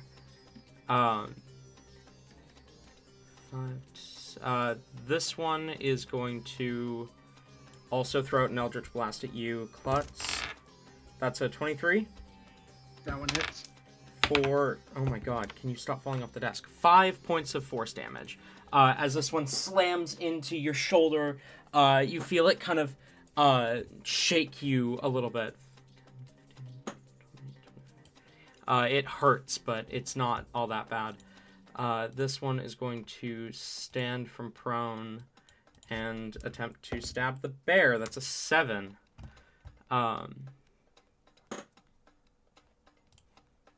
That is the end of the cursed ones. Rowan, you're up.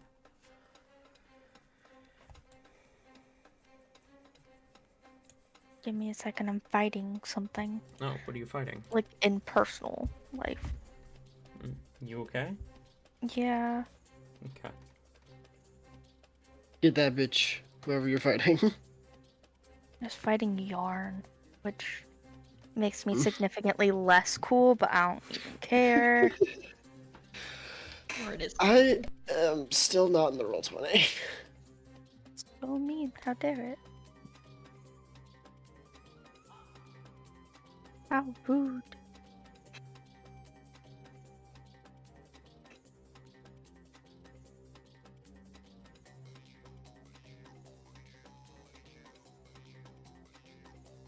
It's a very Ty the Tasmanian Tiger music. It is. I've been thinking it this entire time.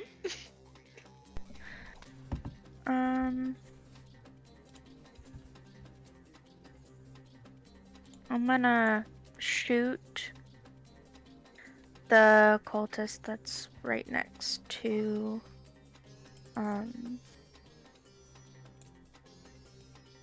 Next to Klutz? oh, sure, we'll go with that one.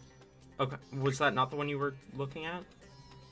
I was gonna say the bear, but then I remembered that there's 2 bears, and so that one. This one? Yeah. Okay. Go ahead, roll to hit. As you pull back an arrow. What is that? 19. 19 hits, roll damage.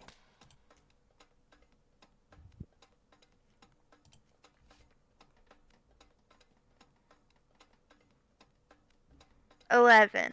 11 points of damage. Alrighty. Your arrow pierces the target. Ah! Kind of cries out in pain. You do have a second attack. Yep. Now I'm gonna go for the one that's next to Klutz. Okay, roll to hit. You fire off a second arrow. 16? 16 hits, roll damage. That's math. The arrow sinks into the shoulder of your target, right as he's about to swing for Klutz.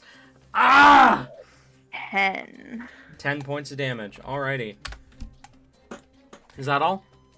Cool. Yeah. Talzin, you're up. Kate left for a minute. Oh. We'll go to Juniper then, in the meantime. Juniper is going to move up here, and yeah, fuck it. Bonus action wild shape into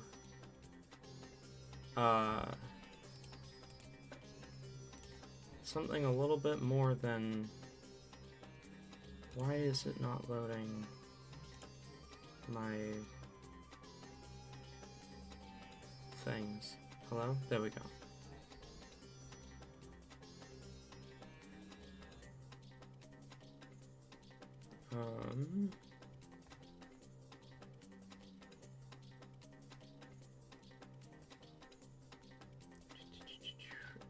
Excuse me?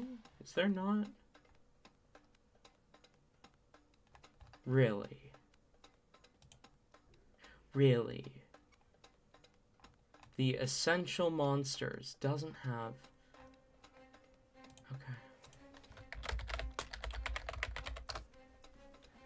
Let's see what I can get from fucking here.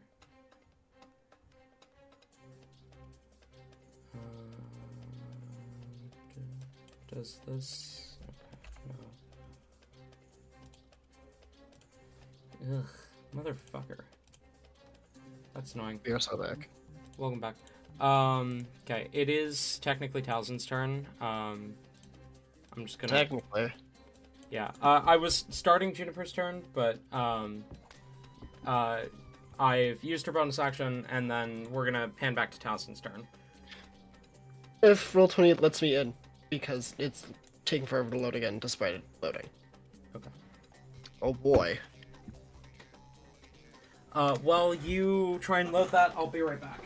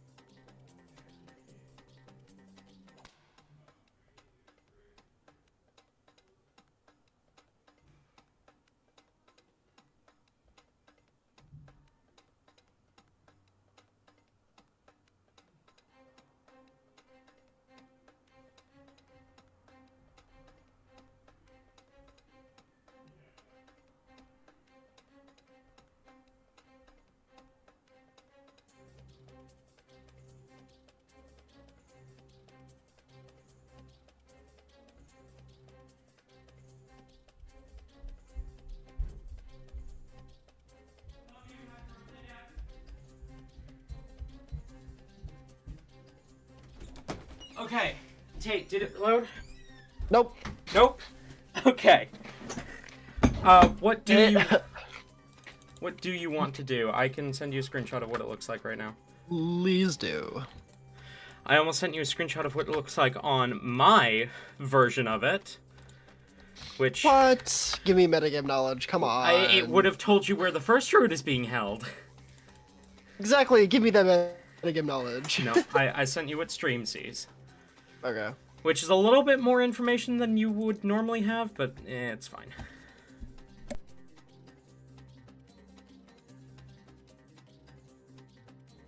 Okay.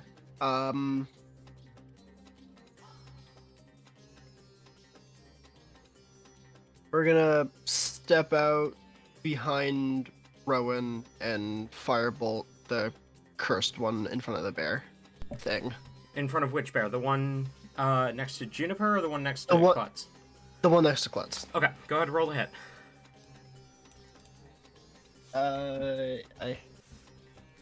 Numbers. Those are pretty important. Typically, yeah. 19. Hits, roll damage. Wait, you guys are level 8, right? Yeah. Never mind, he has 2 health. It's gonna... Yeah. This blast of flame shoots towards the cultist. It impacts and he collapses. The kind of sand bear turning its attention towards the last one within melee of Klutz. Anything else? That'll be all. Okay. Juniper rushes out further into the battlefield. And as she does, you see heat begin to collect around her. The sun itself blazing down through the kind of almost glass ceiling of sorts. The sunlight collecting around Juniper, As she begins to grow in size, her form shifting until a fire elemental is behind the other cultist. She's going to go ahead and make 2 touch attacks. First one's an 11, which misses. Second one is a 25, which hits.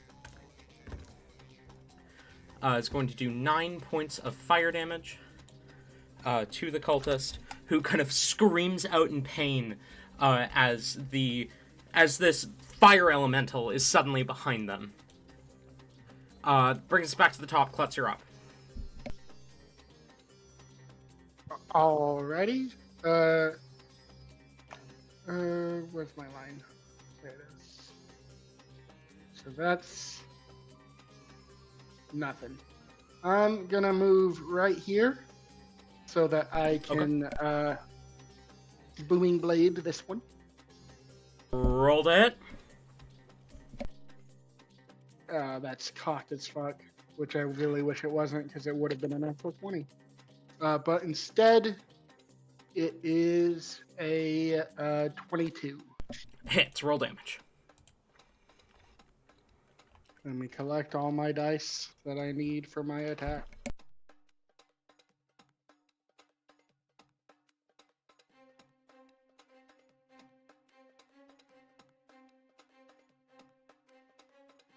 Okay. That will do. Do I need to worry about damage types? No.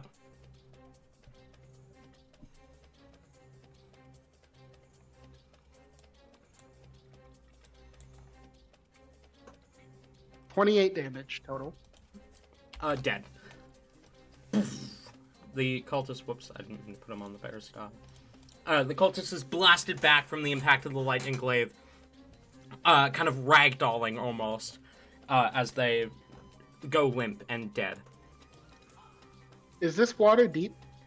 It's like... Would it be difficult terrain? It would be difficult terrain, but it's not swimming. Okay. It's like 2-3 feet deep. That's very deep for Klutz. That's true. That is above. That is almost above my head. But not quite. I'm gonna go around. You're also wearing full plate mail, so like you don't really Yeah. swim. You just kind of trudge through it, because you're wearing metal. And because I am not going through that, then that is my turn. I don't have any bonus actions to do. No one on my team seems hurt. Fair enough. And that brings us Jokes to... on you. I took 5 damage. It was self damage, but like I took it. 4th level healing word on Towson. Thank you. 10, 15, 20, 25, 30, 35, 40. Dash. 5, 10, 15, 20. This bear is able to get up to here. The other bear is going to go ahead and take 2 attacks on that cultist. Hit, miss, which is going to be D8. There it is. 8 points of damage. The cultist is somehow still standing despite everything, which brings us Klutz. You hear above. What's your passive perception, actually? My passive perception is 14.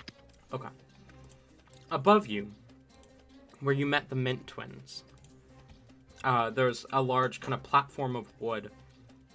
You hear conversation as you catch one voice say, "Thank you, High Mask. This has been a wonderful trade. Unfortunately, I believe it's our time to leave." You hear another voice respond with, "What? No, we're under attack. We need your help." That wasn't part of the deal. But I shall entertain you for a moment. Just to show you why you don't tell us what to do. As you see suddenly a misty visage appear before you. Someone appearing as if, like, through... You recognize it as a Misty Step spell in the water a little bit near you. A black-skinned tiefling with curled horns. Oh fuck. Oh. He Okay. turns to look at you, and you see in one hand a shield. Lapitai. The blue glow of Oxum's shield. As he smiles and says, "Hello. What do you think you're doing?"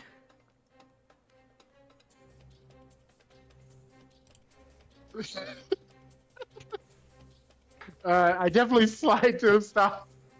Stop. I have a new target. We're just stopping in. The big one. Just stopping him. Well, unfortunately, you are getting in my way a little bit. I'm going to need you to take a step back.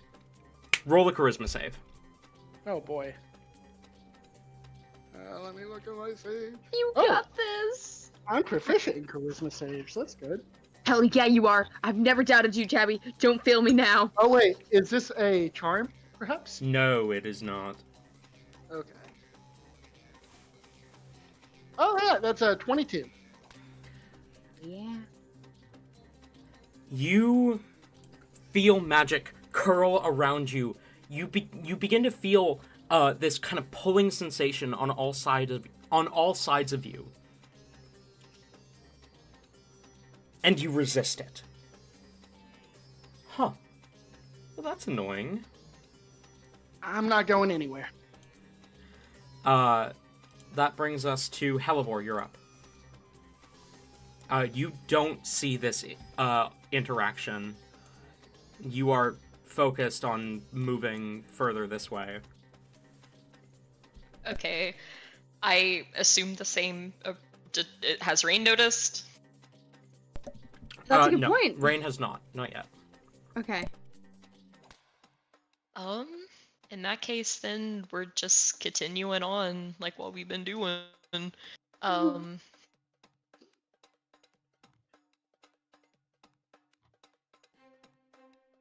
Yeah, I will.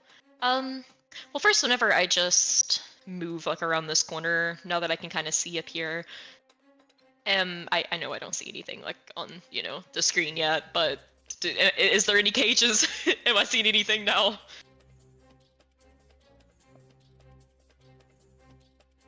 Why isn't it?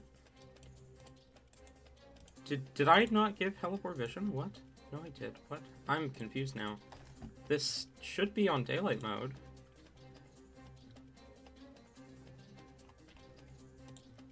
It is on day. Oh, no. What? Does Stream not have? Oh, Stream doesn't have. That's why. There we go. I was confused because on my side it was showing that you could see a bunch, but Stream it wasn't. So I'm like, is that an issue on Roll20 or what? It's an issue of I didn't give Stream control over Hellebore.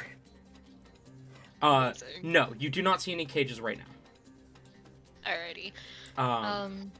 So that but was. I will note, this is the medical tent where you met Clove and Cayenne. And you know that it goes kind of into the wall. It kind of goes into like a cave sort of section. Okay. Guess I'm just gonna keep on doing what we're doing. So that was 10. So yeah, I'll dash and try to bring Rain with me. Okay. That was 50. Okay. Rain does not notice Nyx, or rather, sorry, Night Bloom. Yeah, Does he? not yet. Not yet. I would also like to note that Klutz has no idea that you are that connected to Nightbloom because you have not told him you are. Mm-hmm. Imagine Clutch just kills Nightbloom right here. That's kind Yep. honestly, that's kind of the plan. Honestly, out of character, fuck that is you. Clutch's I plan right know. now. I know. Well, Heliport Oh. did say that was Nyx, 2 Clots, before he went into their base last time. Did she? Oh, okay. Never She mind. did, yeah. Well, I mean, okay, fair enough. I don't know if Futz really knows that Nyx and Rain are that close, but I guess she knows that there is a I connection. mean, I guess the rumors haven't quite reached wherever No, Clutch has been hiding under. they wouldn't have reached the nobility, no. No. Especially not Asunian nobility, because neither of them live in Asunia. I know. Roll 20, let's fucking go! Sorry, Let's Oh. go. Oh, hell yeah. we are so back. Let's go. Okay. Anything else, Helibor? Nope, I'm good. Alright. Brings us to Cinnamon, who has definitely been spotted by this point. And also, definitely sees our tiefling friend.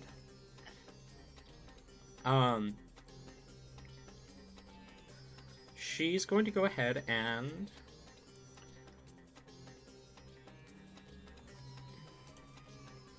is she able to get... Oh, she is. She's gonna bonus action Shillelagh. Move up and take a swing with her spear at Nightbloom. That's a natural 1. She swings for the tiefling as it impacts against him and just does not mark his skin in the slightest. He looks down at the impact point and then looks back up at her as he says, "Do you want to try that again, sweetheart?" Cinnamon's eyes kind of widen in fear a little bit. End of her turn. He's going to legendary action strike. As his rapier suddenly swings out and cuts into the sandy exterior of the barkskin spell that Cinnamon cast. Unfortunately, a 14 misses as it cuts across the sandy exterior but does not damage Cinnamon. That brings us to Rain. You're up. All right. One moment. As Rain, as you're approaching, these two cultists kind of turn in your direction, and one of them says, one of them speaks up and says, "Tell them to send anyone whose wounds have been fixed out here. We need all hands on deck." Fixed and not healed is an interesting use of words. I'm terrified of what that could mean. Okay, so the cultists told Rain to send anyone whose wounds have been fixed out to help deal with this? Correct.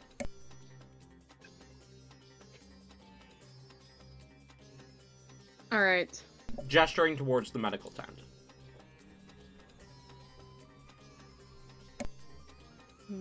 Burn it. Walk in. That's exactly what I'm thinking. I'm thinking just like, what if we just cast Fireball? Just making sure their wounds won't fix. Yeah. Yeah.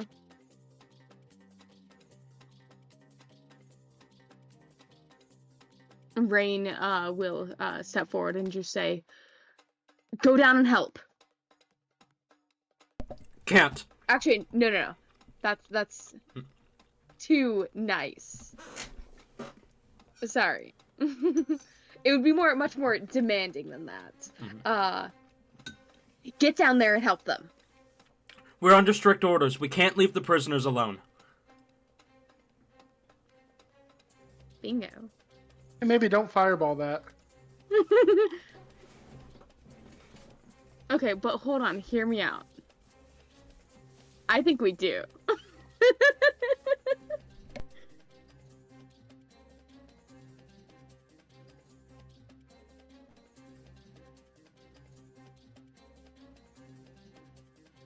Rain Rain will just like stepping closer to the tent, like he's trying to act like he's about to go in. Will just ask, "Are they not restrained?" They are, but we can't take any precautions with these bloody druids.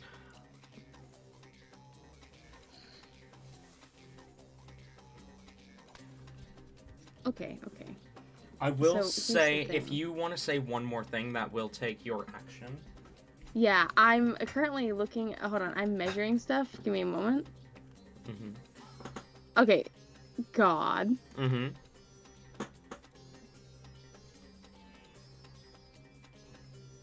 Does it seem like they're defending that they are currently This guarding tent. like these? This one here? Yeah. Okay.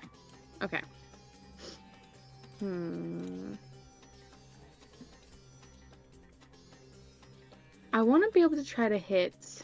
Oops, wrong thing. The medical tent in this as well to hopefully catch it. So, as a reminder, the medical tent has kind of leads into like a cave almost behind the tent itself. But if we're able to cause, I don't know, some sort of structural damage to make it to where they can't get out for a bit. Okay, fair enough.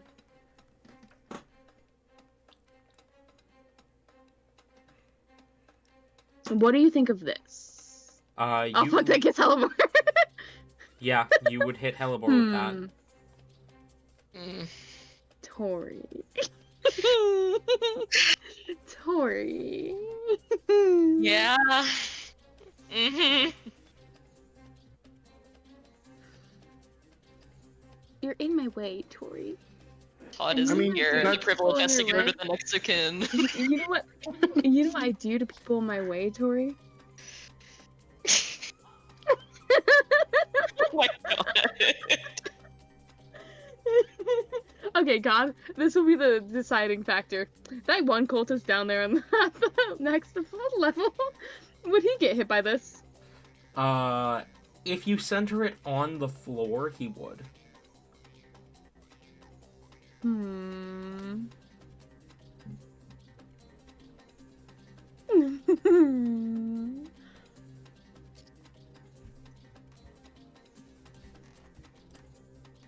I'm sorry, Tori. I'm gonna do it.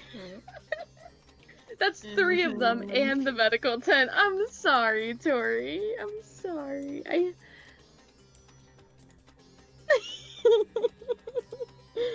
We're gonna do that. We'll do it as a 3rd level.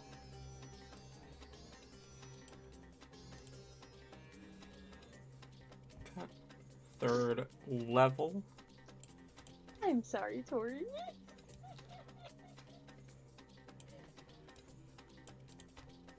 It's just what my character would do. To be fair, Rain doesn't know Hellebor's there because Hellebor's invisible. I imagine I mean, Well, Hellebor's I feel like holding Rain can Rain's feel it. hand, Yeah. Oh well, yeah. but Yeah. I don't know how accurately Rain could pinpoint Hellebor's precise location with that. You know? Plus, little do you guys know, Rain is actually evil, and he's hoping to try to, yeah. Oh no, did I spill too much? Little do we know, we've known that the whole time. Alright, fucking Just common Rowan. rain lore. I didn't even like hear what you actually said. I just heard as if we didn't know that. It's like this is rain stuff.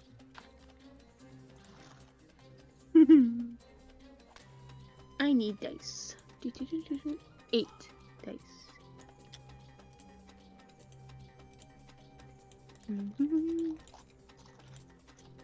What's another big dice? Do you have Setsu's dice? I feel like Setsu's dice would be nice to add into this mix. We do have Setsu's dice. Ooh, but you're pretty dice. Hold up. Oh, I like your font. Okay, one of you's gotta go. One of you's being eliminated. Can it be me? Sorry. I, require you for a later purpose. I don't know how to take that. You'll learn. What the fuck does that even mean? I don't know. All right. Well then. All right, starting off rolls strong, guys. We got a 6, a 5, a 3, a 6. Okay, hold on. I gotta calculate these really quick. Oh, right, Fireball. Oh. I need to roll dex saves. Yeah. What's your DC? 15? So does Halibor. Mm-hmm. DC is 14. 14. 2 saves, 1 fail. 6, 6, 5, 3, 5. Tori, for the love of God, you better fucking save this. I'm rolling pretty good. Got a big old 12. Tori! You're the one who's fireball, man! Tori, I'm sorry. I love you. Oh no. Tori. Can Rain, like, I don't know. Are you an evocation wizard? No. Are you a sorcerer with the careful spell Hear meta me out, magic? God. What if? No. You made your choice. You made You, you made your this. bed, now lay in it. You made this can of worms. Now eat it. That's a new one. I haven't heard that before. Oh, well. You dug your grave, now Okay. lay your ass down. So this would knock out Rain if Rain was in this. I just want to point Rain is like, not it in would this, one-shot though. Rain. That's gonna be 36 points of damage. 36 points of damage. Halved to... This also knock me out of invisibility. No, it wouldn't. You still get a chomp chomp. No, it wouldn't knock you out of invisibility because that's not casting a spell or making an attack. That's taking damage. I want to point out that Rain has less health than a CR 1/2 cultist. Hey, you don't have to point that out. That's really funny. Hey. Point and laugh. Point and laugh. What does CR level 1 stand for? Like what Challenge who should rating. be fighting? Uh, Yeah, okay, challenge rating 1. Who should fight a challenge rating 1? a party of 4 level 1 adventurers.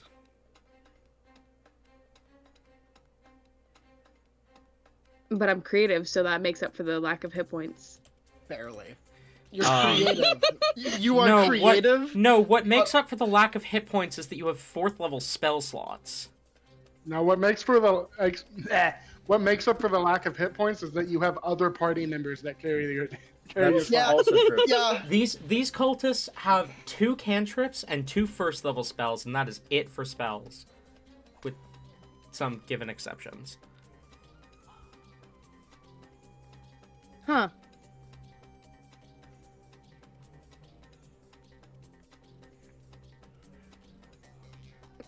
Rain expecting Hellebore to just like go sick him. But Helper, you take 36 points of fire damage. As Rain, you cast Fireball. This blast of flaming energy radiates out from that center point, scorching the medical tent as well as the cultists as they kind of wide-eyed, "Traitor!" Anything else?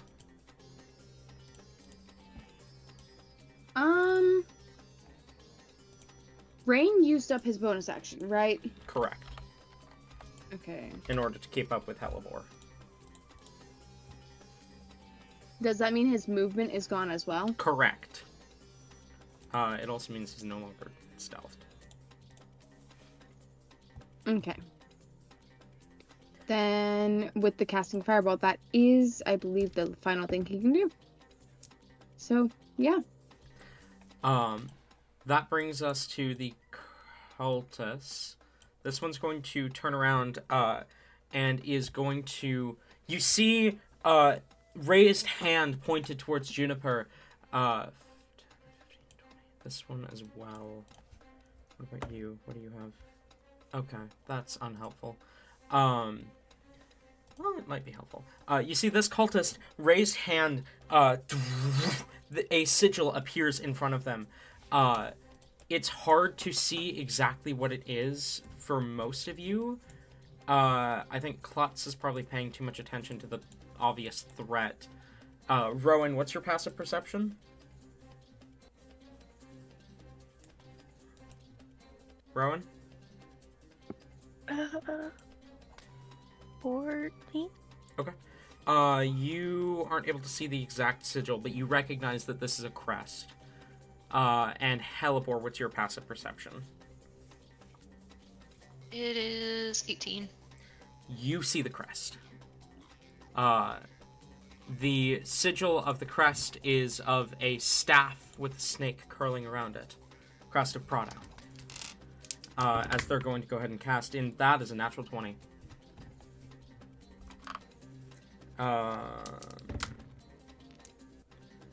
That's going to be 5, 11 plus 30, 41 points of damage to Juniper's fire elemental form.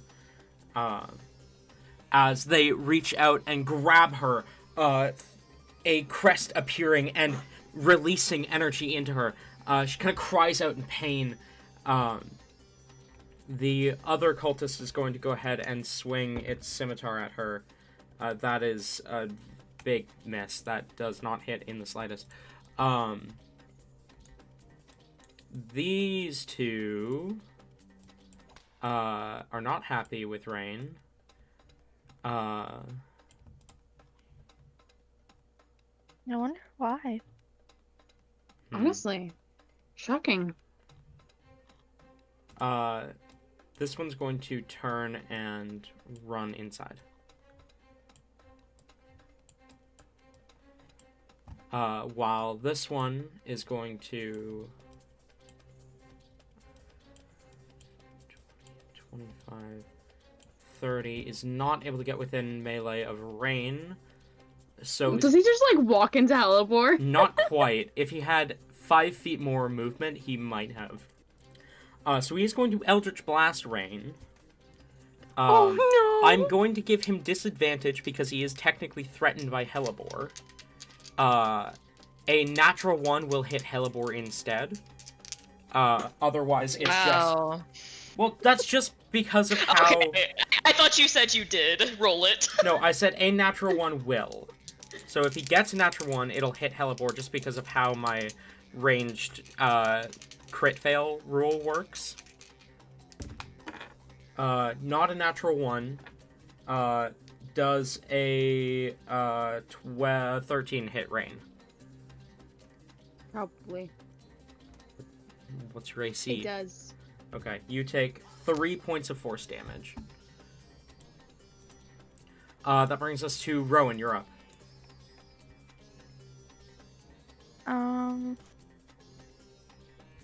Seeing the very obvious threat that's just recently entered the room, Rowan's gonna take a shot at Nightbloom? Nightbloom. Okay, go ahead, roll the hit. Give me a second.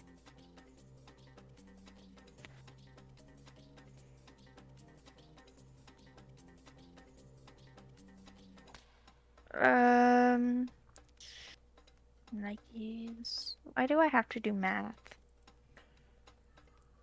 Unfortunately, that's just how life works. I don't like I'm it. gonna kill life. 24. Cast shield. You fire the arrow towards the new threat, and just before it makes impact, this black barrier of magic appears between you and him. The arrow bouncing harmlessly. As he looks to you, Rowan, and says, "This one knows you. You do recognize this figure. This is Nyx. You've worked with him before. This one knows you. How curious." I do all my bosses turn out to be evil? Wait, You're, Oliver's not evil? you're the one who decided to work for a crime lord, my friend. But this... No, I've done away with the old owner of this vessel. You do have a second attack. Yeah.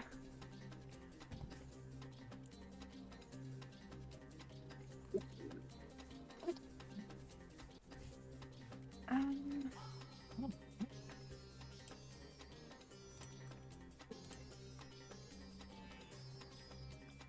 Okay.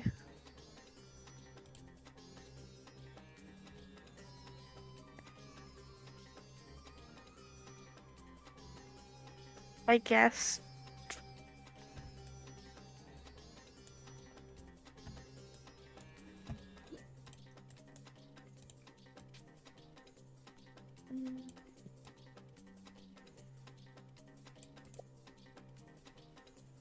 This is rude. That was rude.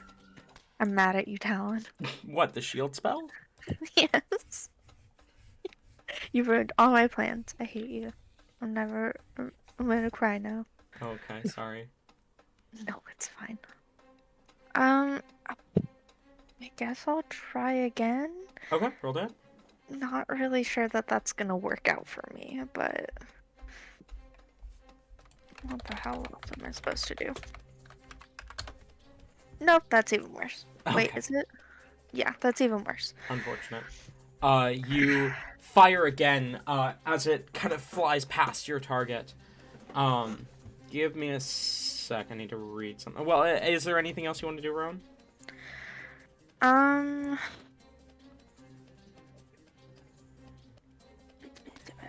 Let me see. Second. What even is map?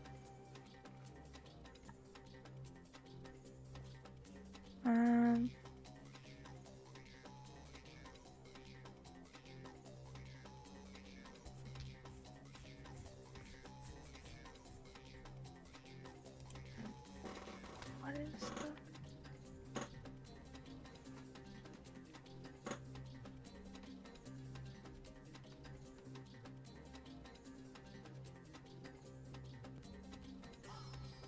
I'm gonna do math real quick. What? And what by are you- math, I just mean that I'm just measuring how far I can go. There's a measure tool. I know. Okay. But using that would be too easy. Disclaim. I'm not funny. No. Yeah, typically. Shut the fuck up. You're hilarious. Okay.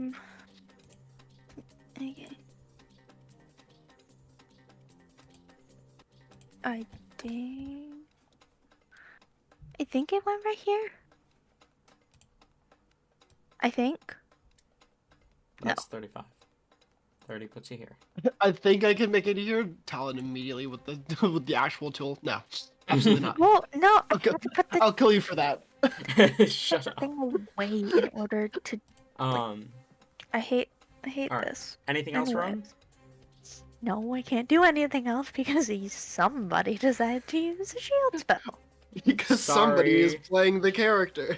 How dare- At the end of your turn, legendary action, Night Bloom is going to cast Green Flame Blade on Cinnamon. Ew. Which is going to be a 26 on Cinnamon. I have something to consider real quick. What if you didn't do that? Hey, it's just Cinnamon. It's not like it's anyone important. Would also hit me. Yeah, This is well, true. Shush. You know, ignore that for now. 20 points of piercing damage to Cinnamon. Jesus. And then that is 1, 2. Do I have enough d8s for this? I do. Uh, 6, 10, 18, 22 points of fire damage to Cinnamon. Jesus. which she is resistant fire, so that's 11 damage that she takes. And Klutz, you are going to take 22 points of fire damage. Ow! As you see him draw the blade, black flame kind of erupts around the rapier as he swings at Cinnamon. Poof! Cuts into her, and the flames leap from her to you, as he kind of says, "Now, is that enough of a demonstration for you, High Mask?" To which you hear another voice from above call down and say, "Nightbloom, we need to leave now." And as he says now, Rain, Yes. you recognize the voice that suddenly echoes over the grove. What if no, I didn't actually? You recognize the voice from that night when you first arrived to Blazeport. It was the only person you didn't recognize in the warehouse. You turn your attention to where you heard it from, and you see Nyx looking up to above, to the platform above where you can't quite see, wielding the shield that you got for him as it glows blue in its disguised form.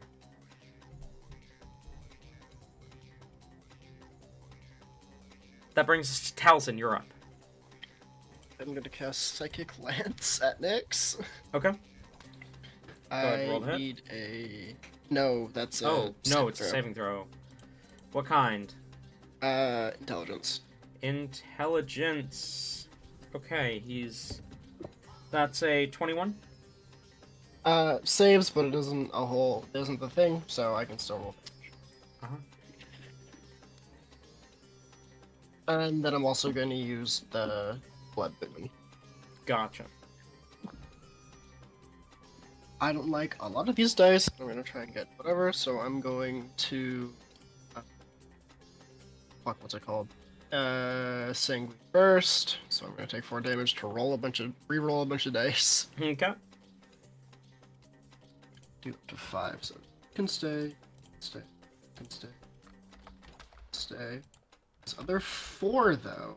Oh no, these other 5 fucking ones that I rolled 1s and 5s. That's all I rolled. Damn. That's okay. Interesting. These are a lot better since they're not fucking 1s.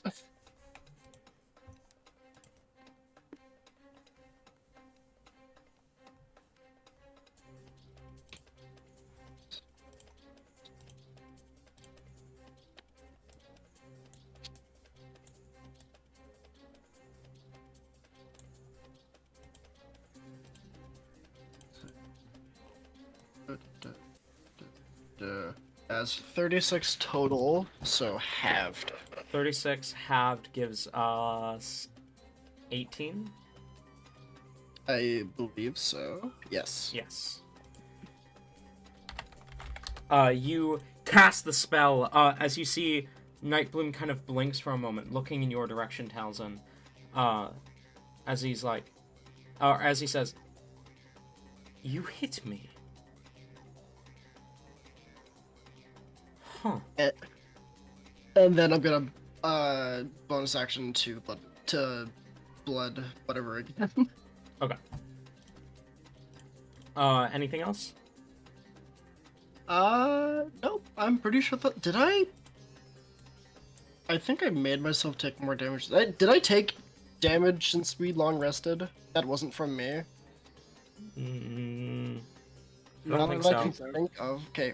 Weird. Okay. 1 sec. While you're figuring that out, Juniper is going to take a swipe at the 2 cultists on either side of her. First one hits and kills. Second one misses with a natural 1. Brings us to the top. Klutz. All right. He's standing in water, right? Correct. There we go. Could I argue that if I hit him with Call Lightning, he would have disadvantage on the save because of that? Yeah. I've given disadvantage on saves against Call Lightning for very similar reasons before. Yep. I'd like to. I forgot to fully describe Klutz's Call Lightning. Each time lightning strikes, she raises the spear up and shakes it, and then like slams it down and screams "kaboom" in Goblin when the lightning strikes. I love that. Hell yeah. Adorable. So that's Call Lightning on him. DC 15. He has disadvantage. Disadvantage. Dexterity saving throw is going to be a 10. Let's go. I'm gonna use my other channel divinity to max this damage for another 40 damage on Nightbloom. Okay. And he'll be launched 10 feet right here, right next to me. Okay. That was 30 or 40, you said? 40 damage, yes. As he suddenly is launched, kind of lands next to you, quickly, like, catching his footing, as he looks at you, kind of wide-eyed, not pained, but shocked at the audacity. Get it? Shocked. As he looks at you and says, "I could kill you with the snap of my fingers, and you're still fighting." You haven't done it, so. I admire you. However foolishly that will of yours may allow you to fight. That brings us to the bears. They kill this guy. And the other bear is going to 10, 15, 20, 25, 30, 40. Make its way over here, and is going to swing at that misses. That misses. Incredible. That brings us to Nightbloom, as he says, "Unfortunately, my partner is right. I have places to be. I do hope I can see you again, friend. I mean, after all," he glances towards Rowan. "It seems he knows you. At least one of you. So, don't get in my way." And he's going to cast Misty Step. Motherfucker. As he vanishes, reappearing up, you imagine at least, on the upper layer.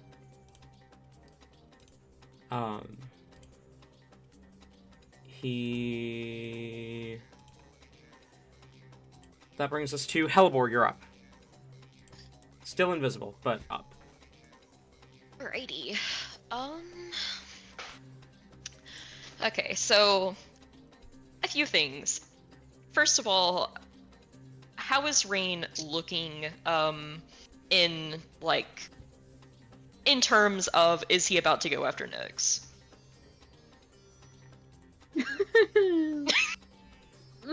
Roll insight.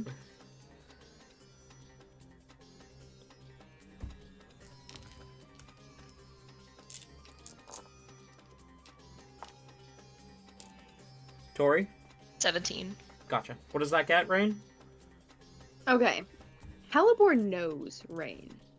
And Hellebore know that Nyx is very important to Rain. As much as Rain might pretend to not give a fuck about people, Nyx is very important. And Rain's currently locked in on that interaction that just occurred.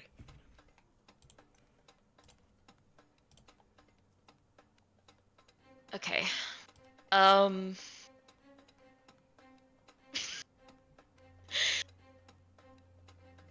She's also a little pissed about what happened. I imagine, because she was still holding Rain's hand, absolutely, there has to be, some blood. She probably drew blood, grabbing at your hand with her claws, whenever that happened.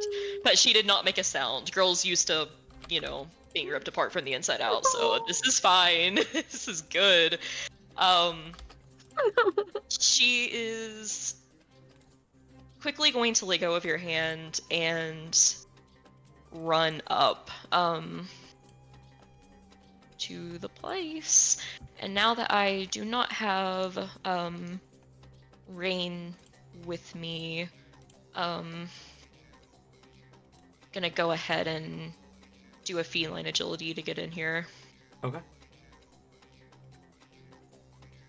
That's 40. And then I'm gonna go ahead and open the door. Okay. So this is less of a door and more of just like, you know those like tent openings? Mm-hmm. Yeah. You push aside the fabric. As you see, there's a cultist in the room, the one who had run inside here, as well as the Mint twins and Ginger are kind of bound by ropes by their arms and legs, kind of pushed up against a stack of crates and barrels. And the cultist kind of narrows his eyes as the tent opening is pushed aside, but sees nothing as he says, "Stay back!" Does it look like he is readying any like is he about to attack them or like anything like that? Like a hostage situation? It does kind of look like he's trying to create a hostage situation here. All right. Well, that's kind of dumb and stupid. Yeah, what's Helleborg gonna do about that? Yeah. 'Cause that is pretty dumb and stupid, I'll admit. Yeah. I think what she's gonna do is still invisible, being as quiet as she can. Gonna go ahead and use 45, 50, 55. Yeah, perfect. 60 to get right in front of the dude. Just in case, you know, this goes bad. But she is going to... She'll break the invisibility to try to cast Hold Person on the guy. Okay. So that's a wisdom save? Indeed. I am gonna guess that an 11 fails. It does. You suddenly appear next to the cultist, and before he can even react, his entire body seizes up. Amazing. This is the first time I get to actually describe this. This is the first time the entire campaign I've actually had a Hold Person work. I'm sorry. No, you're good. She basically what this looks like is almost sort of like her Barkskin spell whenever she uses it on herself, but it's essentially just like her signature black shadowy vines kind of wrap around them, and then the skin on them kind of hardens to bark, like the white birchwood bark that she uses on her own skin, and just basically treeifies them in place. As you see, Ginger looks up and says, "Good, get us out of these bonds. We can help you fight." I would do that if I had any action left. She's getting ready to do that as soon as she can. Yeah. That'll be a next turn thing. I'll quickly roll initiative for these three. Boom, boom, boom. That's not terrible. Not terrible. Could be better. What bonus do they have? +2, so 17, 18, and 8. Peppermint. Spearmint. And... Rowan, what's your dex bonus? It's like +3, +4, right? Rowan, your dex? I'm looking. Okay. Give me a second. 3. Yeah. Okay, cool. That brings us to Cinnamon, who kind of clutches the wound a little bit, kind of more baffled than anything, before she kind of turns to Klutz, says, "You go kill that bastard, alright?" And she's gonna go ahead and cast... She'll use her second, third level spell slot to cast Cure Wounds at 3rd level. Yo. That's going to be 23 points of healing. Nice. That brings us to Rain. You're up. There's a cultist in front of you. You felt Hellebore let go of you, and then you felt the spell end a moment later. Okay. God. Yes. Rain cannot see Nyx currently. Currently, no, but Rain is confident that Nyx is on a higher layer than he is.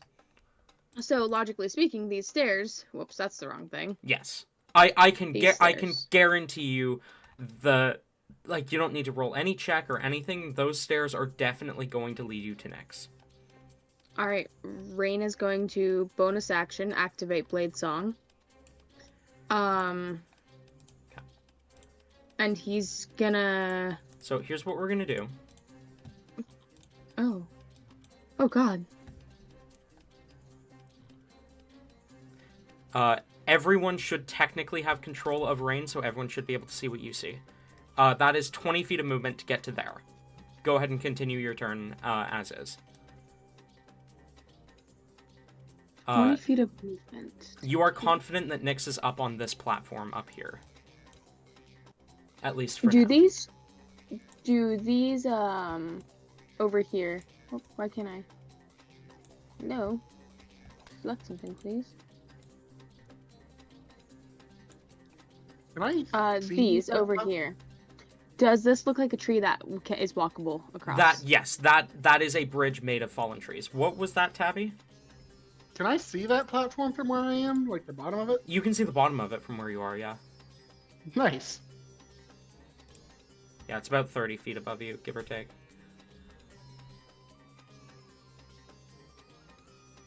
But it doesn't interrupt your call lightning because, fuck you, I decided so. Okay, this is not looking great. So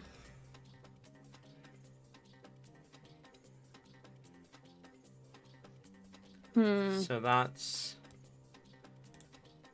40 feet and your bonus action. Which means we still have an action. You do see Cairo from here. It's 110.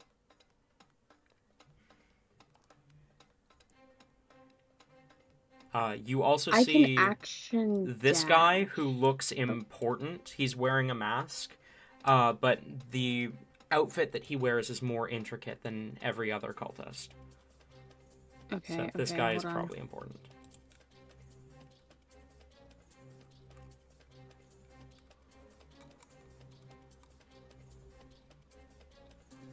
If Rain dashes,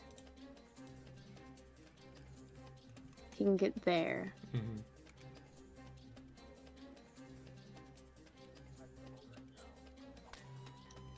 But that will leave him open to 3 different attacks if he's not able to take down any of them. Correct.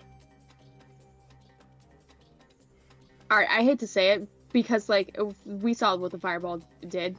It didn't do enough damage to knock him out. Rain's gonna take that chance and dash. Okay. It was there, right? Yep. You dash up 40 feet. You are dead set on Nyx. As you get around the tree a little bit, you can see him. He looks like he's about to start casting a spell when he notices you. Ah. Rain is going to yell out towards them. Oh gosh, what would Rain even say?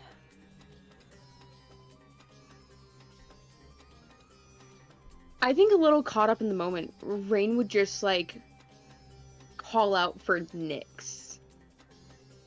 Nightbloom's eyes turn in your direction. Is that the end of your turn? That is the last thing he can do. Let me double check the range on a spell real quick. Nyx is going to legendary action cast a spell. I believe you are too far away for that one. You are. You're 110 feet. Okay.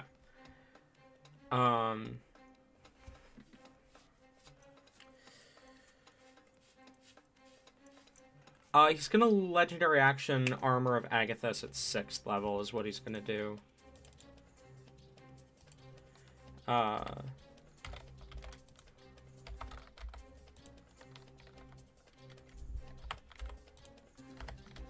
As you see, kind of dark, ice-like energy begins to gather around him, kind of forming into an armor, as he says, "If it isn't our friend Rain!"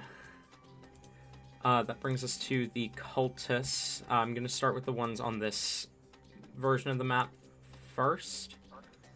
And then we'll switch over to the other. 5, 10. Boom. 5, 10, 15, 20, 25. Okay, 3 scimitar attacks against Rain. 1, 2, 3. Miss, and I think that hits. Does a 19? Yeah, 19's gonna hit. Yeah, 19 will hit. But I assume a 7 misses and a natural 1? Yes. Yeah, so you take 5 points of slashing damage as one of the cultists cuts into you. You see these cultists, the ones up here, seem to be fiddling with the crates and chests and barrels, as do these ones down here. With that said, we're going to pan back over to the lower floor. As Hellebore, I'm gonna give you control over Hellebore so that you can still see something. 5, 10, 15, Thank you. 20, 25, 30, or 25, 30. That's going to be Eldritch Blast on Hellebore. 10 misses, I assume? It does. Okay. Save against hold person. Is that just, like, it's at the end of their turn they can make a save, right? At the end of each of its turns, yeah. Yeah. Okay, well, I'm gonna assume a 12 fails. It does. Okay. 5, 10, 15, 20, 25, 30... 10, 15, 20, 25, 30. 2 Eldritch Blasts on Juniper. Natural 20. Ooh, wait, actually, hang on.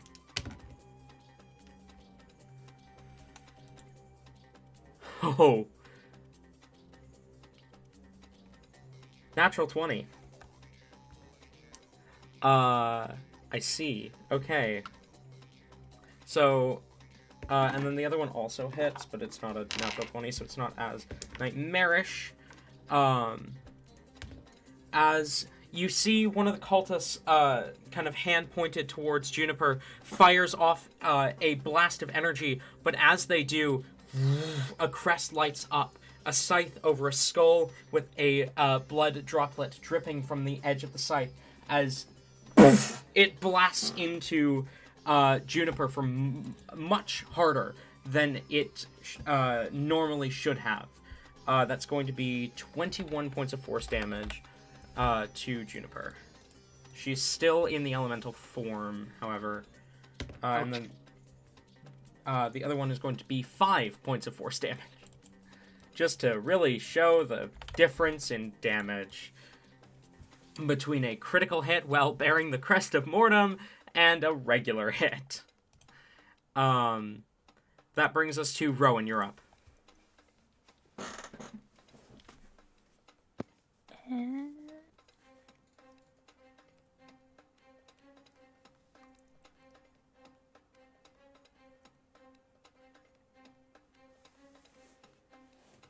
Well, everybody here's dead, so.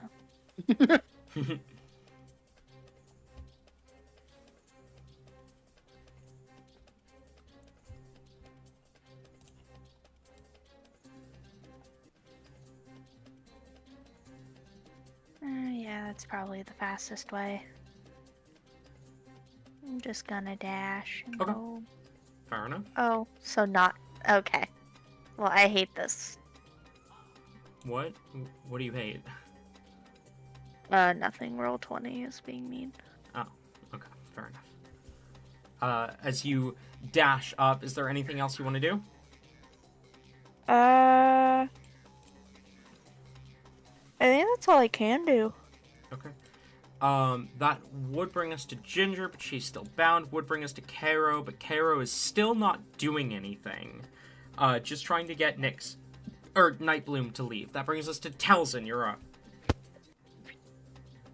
Okay.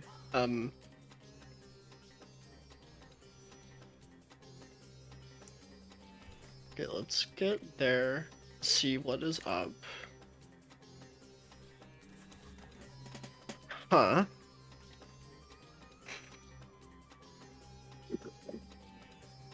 That's a couple people's. Mm-hmm. Just like one or two. Just a couple guys. Yeah. Just a couple guys. I'm gonna drop the sun on them now.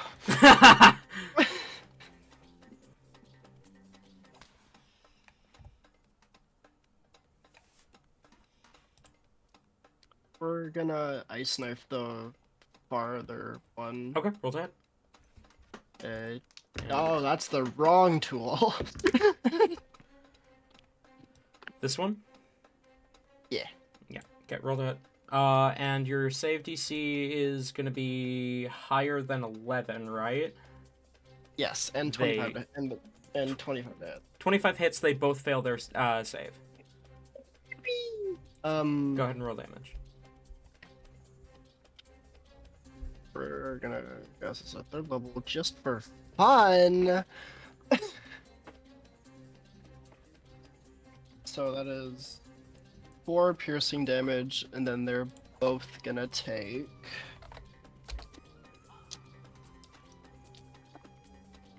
And then that is 13 cold damage. 13 cold. Alrighty. As the ice knife goes flying out towards your target, impacts and explodes. They both cry out in pain. Ah! As the ice pierces into them. Anything else, Talzin? No, that's it. Juniper is going to bonus action end her. I don't know. I'm realizing I called it Wild Shape. That's not what it's called on her sheet. It acts like Wild Shape, but it is not called Wild Shape. It is called Shape of Flame. She's gonna bonus action end that though, and use her climbing speed to ascend the tree.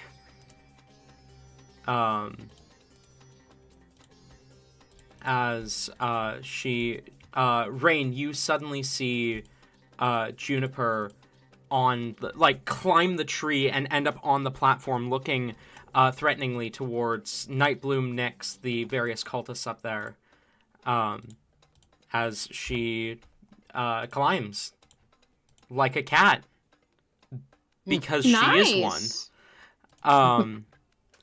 And we'll bring this over here quickly because she still has an action. She's going to look to this guy, the guy who seems to be in charge, and say, "You're the bastard!" And is going to go ahead and throw her spear at him. Which is going to be an 8, which misses. The spear flies past, sticking into a crate. You see it burn up, reappear in her hand, and she's going to throw it again. 25, which does hit. He's going to take 15 points of piercing damage. I need a math. That's what it is. And D4s. 5. 10 points of fire damage. As the spear impacts and then again burns away and reappears in her hand. That brings us back to the top. Klutz, you are up. We'll flip back over to the map that you're on. I just want to be clear. That platform is directly above me. Correct. And it's made of wood? Yes. All right. Klutz is going to... She holds her glaive in her left hand and raises her right hand and twirls around her finger as wind starts picking up, and then she pulls that hand back as a spear made of wind appears in it, and I'm gonna chuck it at the platform and cast Shatter.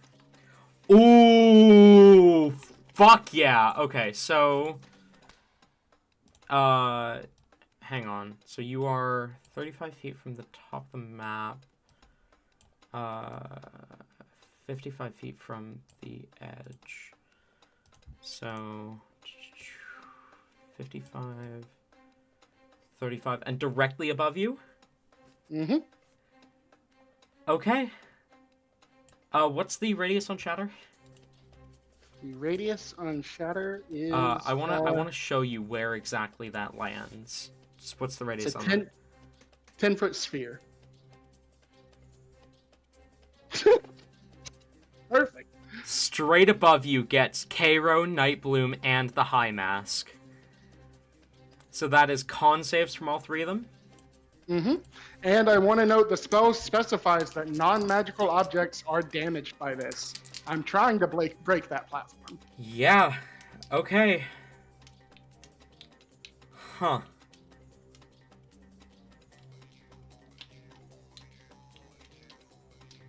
This is not how I expected this combat to go. But you know what? Rules are rules, and I gotta stick by them. That's an 18 from Nightbloom. A 11 from Cairo. Mm-hmm. And a 18 from the High Mask. All right. Cairo's the only one that fails.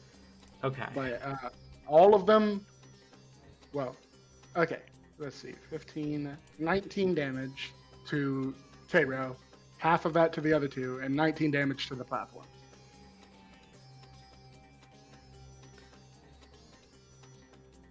$19? Mm-hmm.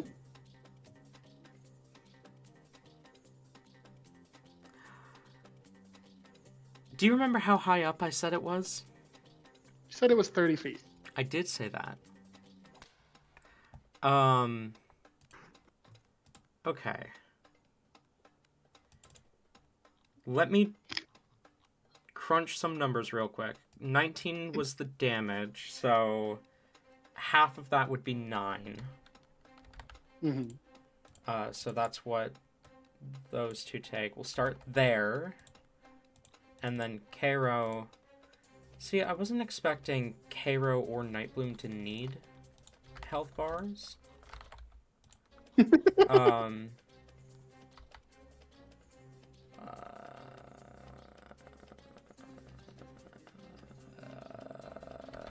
That's how much.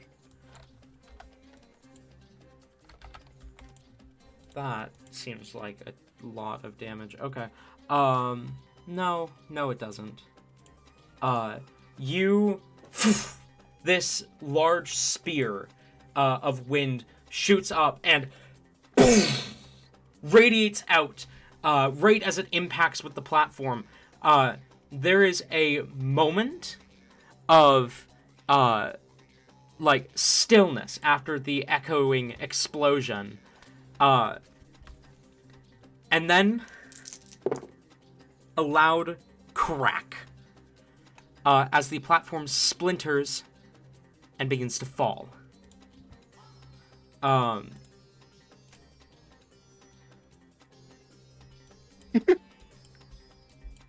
So I need a dexterity saving throw from you and Cinnamon as the platform begins to fall on top of you. Ooh, that's a really good dex save for me. That is 21. It's also good for Cinnamon. So she's able to kind of step out of the way as the three of them fall. Neither of you take damage from the falling rubble. They all take, I rolled really low, 5 points of fall damage. Do they land prone? They do, yes. I'd like to stand up and point my glaive at Nightbloom and say, "You stole from my friend. You don't get to leave until I know where her things are." Nightbloom kind of wipes the blood from his mouth as he looks up at you. What friend?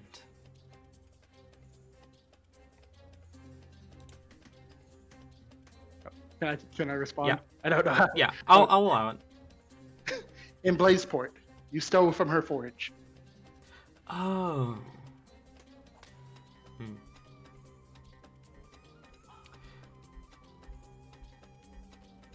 How's about we make a deal?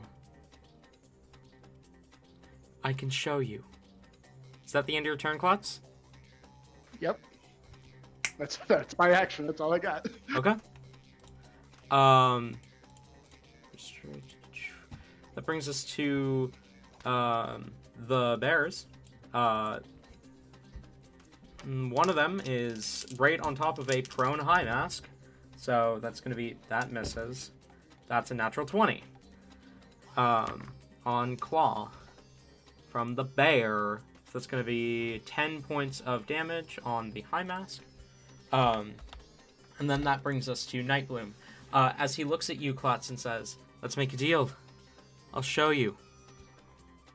And he casts Gate. Uh-oh. As you see this portal suddenly open up behind him, you see it seems to lead into kind of a strange expanse of like purple dirt and like rolling hills as he's going to stand from prone and turn and step through the portal. That does provoke an attack of opportunity from you. Sure does. That's gonna be a booming blade. The first time I've got to use the reaction booming blade. Yeah. Fucking Warcaster, my friend. Oh no, it's not super great though. That's an 18 to hit. 18 misses. You Damn. swing at him and it impacts against him, but doesn't even seem to affect him as he steps through the gate and vanishes onto the other side. Just as he's about to step through it, though, he looks at you and says, "This does only remain open for about 6 seconds," and vanishes through to the other end. Fuck. That brings us to the High Mask, who is not happy about being fucking exploded, is going to stand, and is going to look at you, Klotz, and say, "You aren't going anywhere," and is going to go ahead and cast Booming Blade. Oh shit. Does a 23 hit? That sure does. You are going to take 6 points of slashing and 5 points necrotic. He's then going to go ahead and take 2 attacks with the Curse Blade. The scimitar. Does Booming Blade not do thunder damage? Not unless you move. Oh. I don't think. Is it necrotic damage on the first hit? No, necrotic damage is part of the weapon. Oh, okay. So he's a lower. He's not a level 5 caster then. Okay. It will hang on. No, because he's. I need to remind myself how Booming Blade works. Give me a sec. I thought it was just. Oh no, it deals extra on hit. Okay. So that's also going to be 6 thunder. Okay, that's halved. Okay. That makes sense. He does swing twice at you as well. Twice more.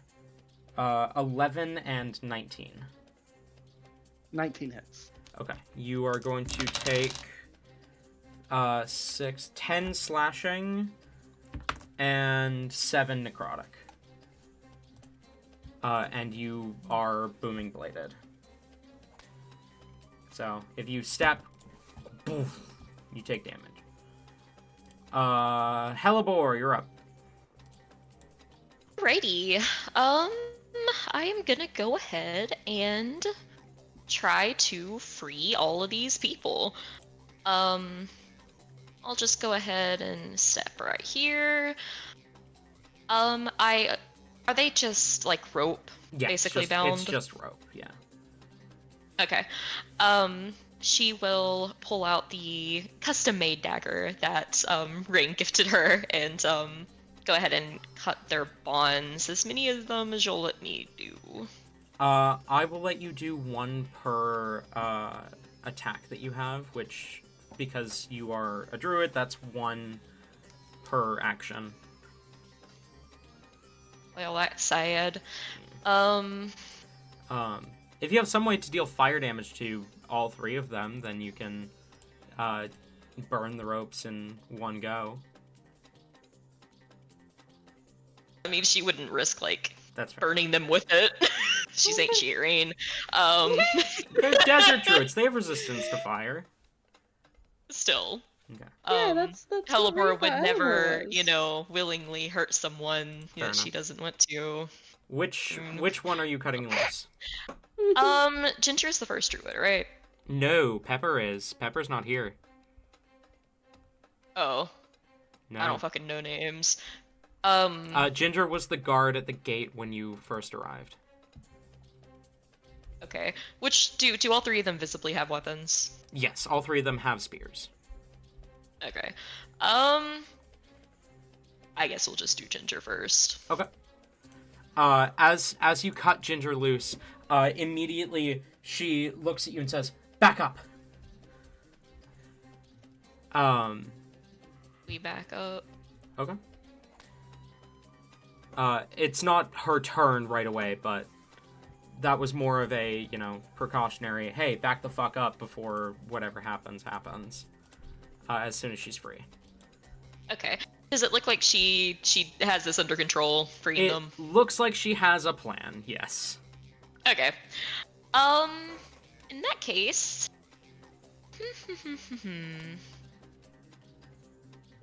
I shall... go ahead...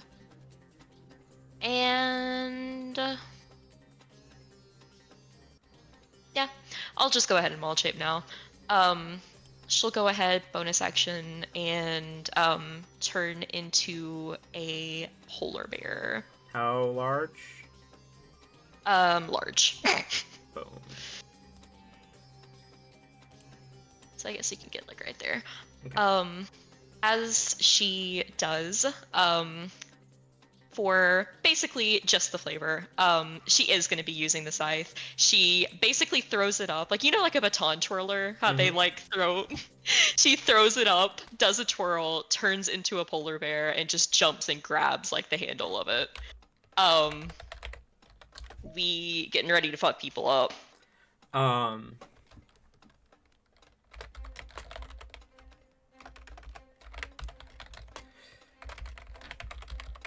She can fit through this door, right? Sort of, yeah. Okay, good.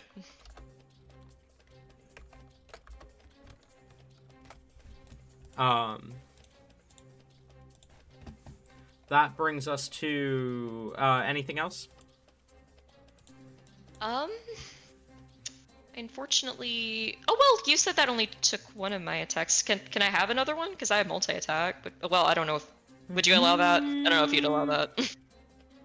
I don't know. I think you used your full action before wild shaping is how I'd rule that, I think. Alrighty. I'm gonna stand and exist then. Okay. That brings us to Cinnamon. I'm gonna roll a stupid check for her.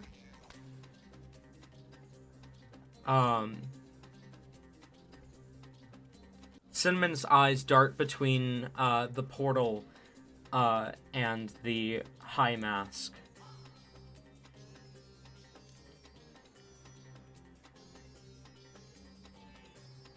And she's gonna turn and run through the portal after Nightbloom. Motherfucker! God damn it!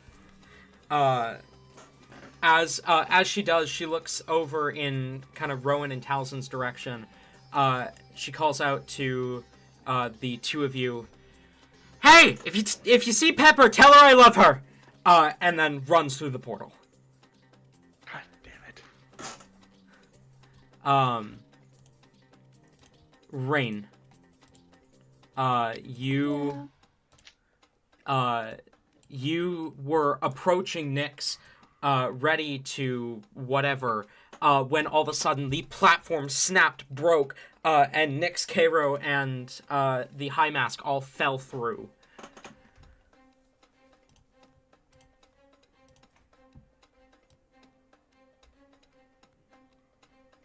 Kind of. That is kind of where the break is.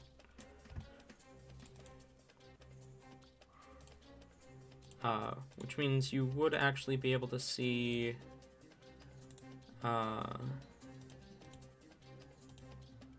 through that hole. You'd be able to see Klutz, Cairo, not map layer. Klutz, Cairo, and the High Mask you'd be able to see.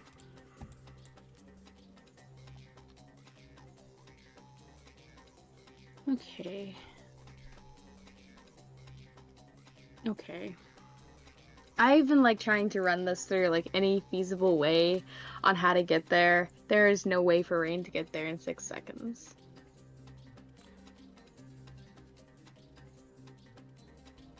Or is there?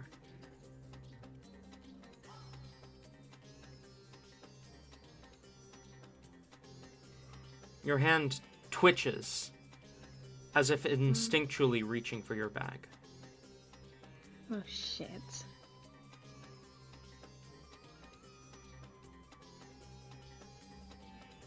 Oh man, Hellebor's gonna be so pissed.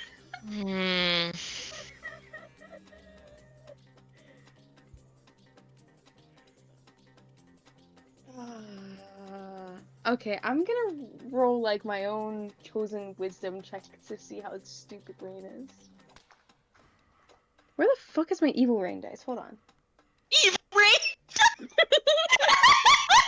Yes. Depending on which schemes we're doing, it depends on which dice we roll now. Okay, so the guys, that was a 5.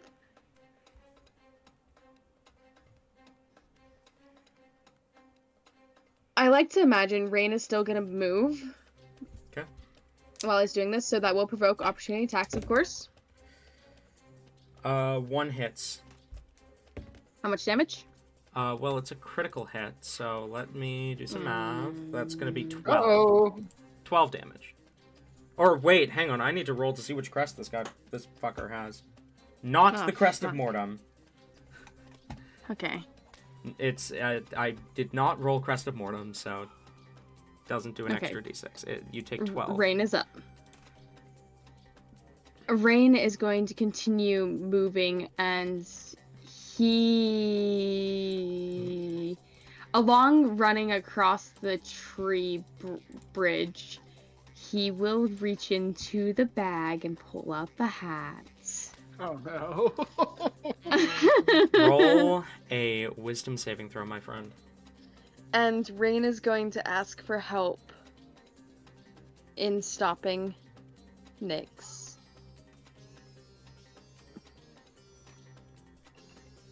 Oh, that's another 5.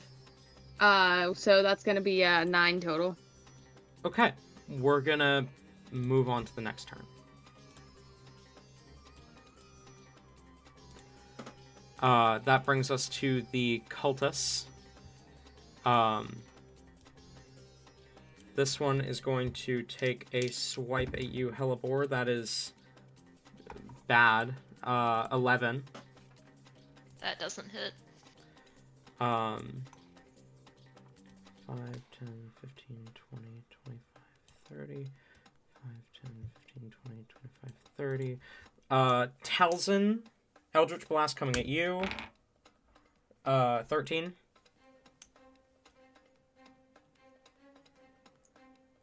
Talzin. Fucking muted. Misses. And one coming at Rowan is going to be natural 20. Doesn't have the Crest of Mortem. That's going to be 13 points of force damage to Rowan. And then Rowan, you're up.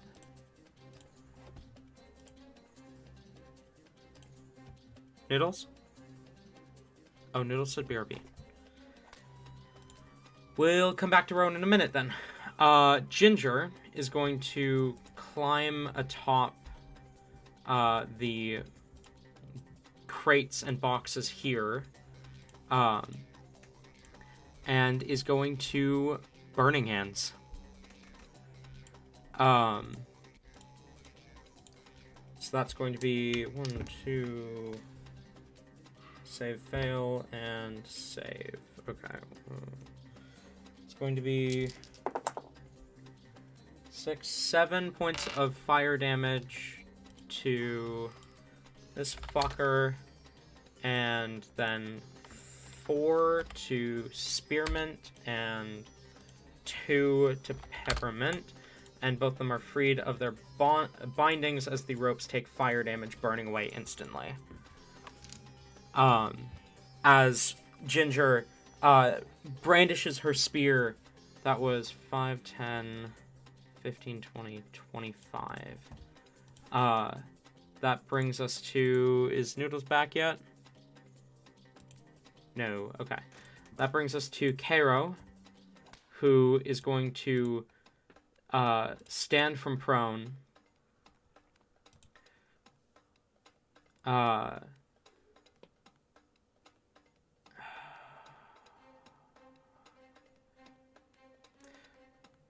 He's going to stand from prone. He's going to glance at Klutz and say, "This is a gift from our friends back home."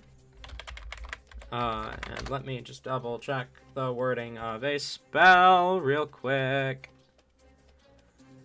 Oh, it's okay.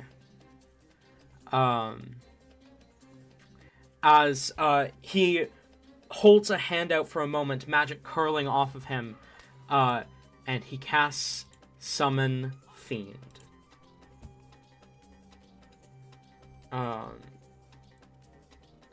As you see, suddenly, kind of stepping through a tear in the plains, this large demonic being, kind of an amalgamation of parts of various strange entities. It looks almost like a walking bipedal chimera would be kind of the best way to describe it.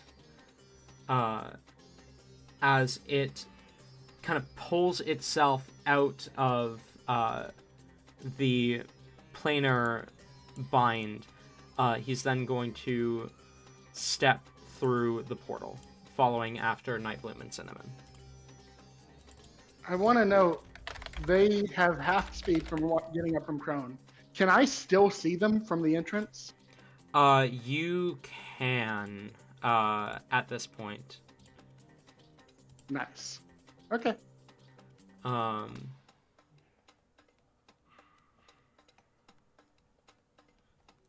So 50. Okay. That brings us to Talzin. You're up.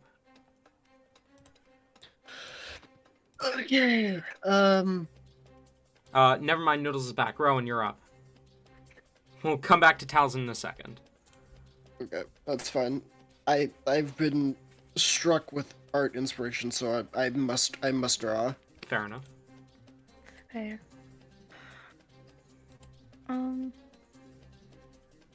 Does the thing say that the high mask is down, or? Yeah, he's down here. No, like. Oh no, he's conscious. He is awake. Yeah, he's conscious. He's Okay, still... because all of the names are like smushed together on mine, and I can't tell who is who. Demon, Spirit, Curse, High Mask, Grayson, Dreadlord. Yeah, They pretty became much. this weird amalgamation of creatures. Love that. Bipedal Chimera. All right.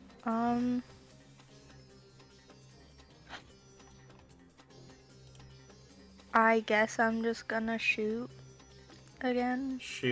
The The High Mask? yeah. Okay, roll to hit.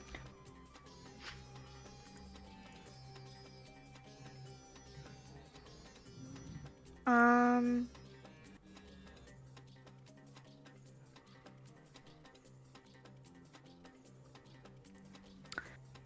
Yeah, no, that's an 11. 11 misses. You do have a second attack.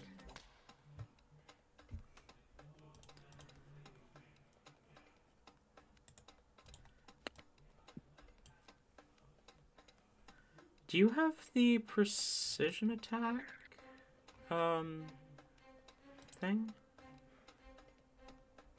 You should if you don't. It's very good. Precision attack is pretty good. That sounds lovely. Hang on.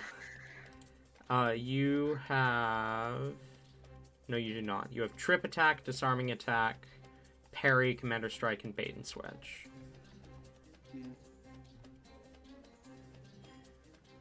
Though you could commander strike to use your second attack to make Klutz take an attack instead. No, I've already used my reaction. Oh, you're Oh, right. you're Never good. mind. You can't do that. I lied. Why would you do that? It would be nice. I would rather you do that than what I did, but I did do what I did, so. Okay.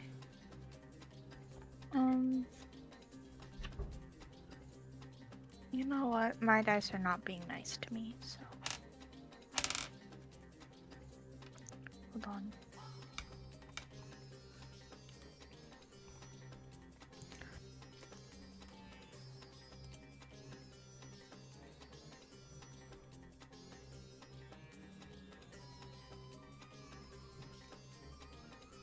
Are you remembering to roll initiative at advantage, by the way?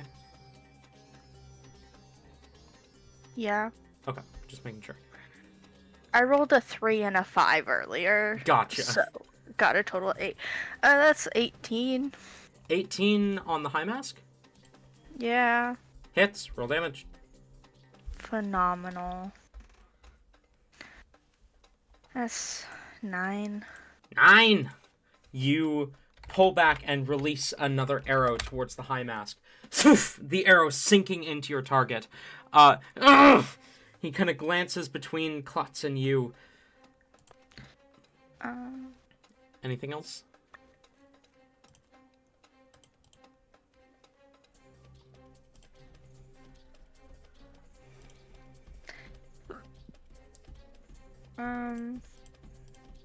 I'll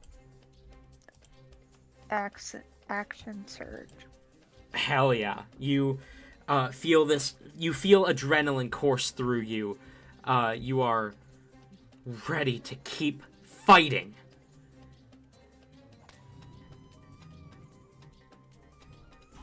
Okay. 24. To hit the High Mask? Yeah. Hits, roll damage. You feel the adrenaline course through you, and another 2 shots fly towards the High Mask. That's First- only a 6 for damage. Well, any bit of damage counts. The first attack hits its mark. Go ahead and roll the second one.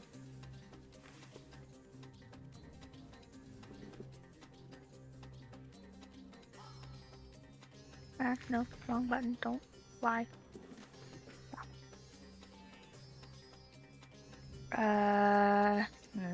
11.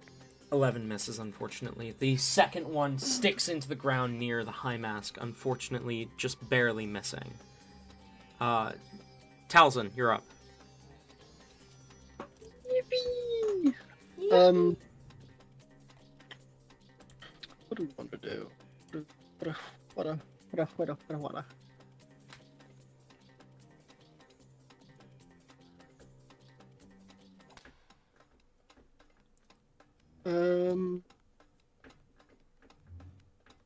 We'll forward into here. Just a little bit closer. Down to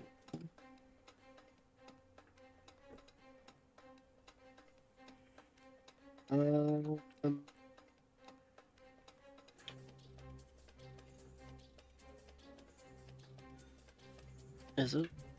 What happened? That one's 15. This one's 30. Yeah, we're gonna rhymes binding ice right here. Okay. What saving throw is that? That is a con, I believe. Let me make sure instead of pulling shit out of my ass. Yeah, it is con. Constitution saving throw. Well, one definitely fails with a 5, and the other I'm pretty sure saves with a 20. Yes. Okay. Perfect. 1, 2, 3. That's not bad.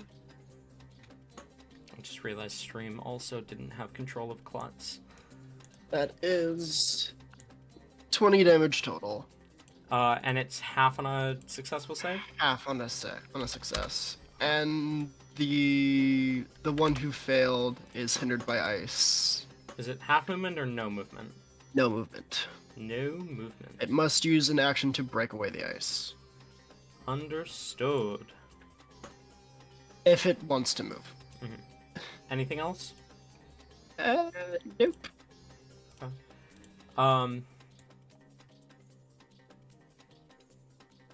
That brings us to Juniper, whose quarry is no longer on the same floor as her. So she's gonna scramble back down the tree. You wanted it on the same floor. You should have kept it on the same floor. All I'm saying. Another there, and then it's 40 feet, so I believe that's a disadvantage at this range. Yeah. She is still going to throw her spear twice at the high mask. First one hits with a 22. Second one misses with an 8. It's going to be 12 points of piercing and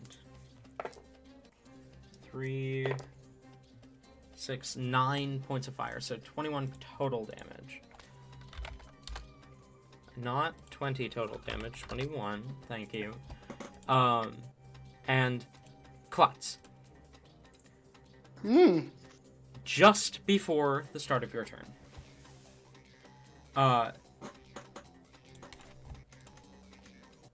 You feel cold around you, encasing you. As if the world itself is slowing. You have no idea what's happening when suddenly the world seems to fold, space seems to fold for a moment, and Rain is standing in front of you. What? Hat on, and his eyes glowing. Rain, are you fighting the control of this thing?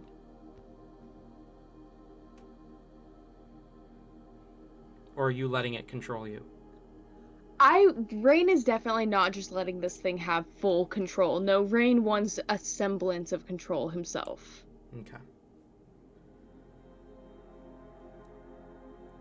You, the entity, as you place the hat on, the entity immediately forces itself into the driver's seat. As it casts Dimension Door, you appear in front of Klutz as it turns to her and it opens its mouth to speak. Roll a wisdom save.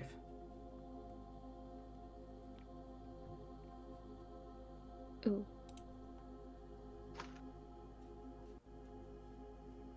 7. It opens its mouth to speak. Klutz, you see Rain turn to you, his eyes glowing purple as he says, "Thank you. Don't follow me if you know what's good for you."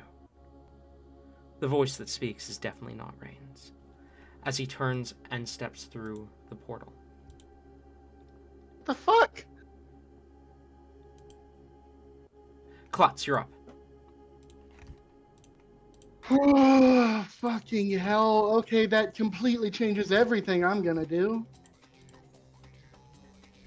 Can I still see him through the portal? Okay, by my measurement, if Karo has 30 feet, he gets up right here, 5 foot. This is difficult terrain, so 10 foot, 5 foot. He should be right here.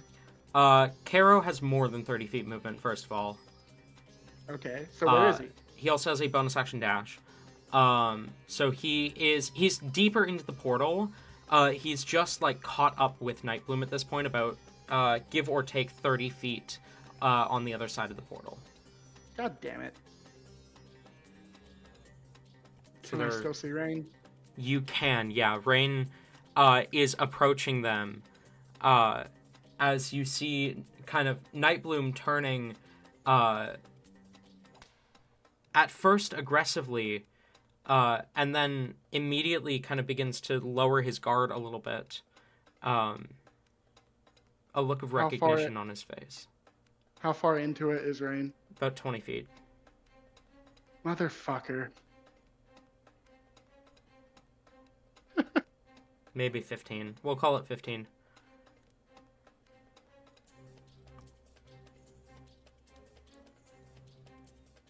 I don't know, Talzin. Maybe some. I don't know. Magic Some shit? what? What can I Your do? teleportation magic shit. I don't know, man. I can't see you. Okay. I There's need a- to be able to see you to teleport you. Fair enough, fair enough. And we're kind of tied up at the moment, Rain. Maybe don't do dumb shit so I wouldn't have to save your ass. Yeah, if I just let this go, that means we would have lost 2 people, Cinnamon and Rain, and that just won't do for Klutz. I'm running through the portal, and I'm going to try to grab Rain and drag him back through. Okay. So I was gonna try to grab Karo or Nightbloom and drag them back through, but then Rain decided to go through. So Klutz, you step through the portal. Give me a sec.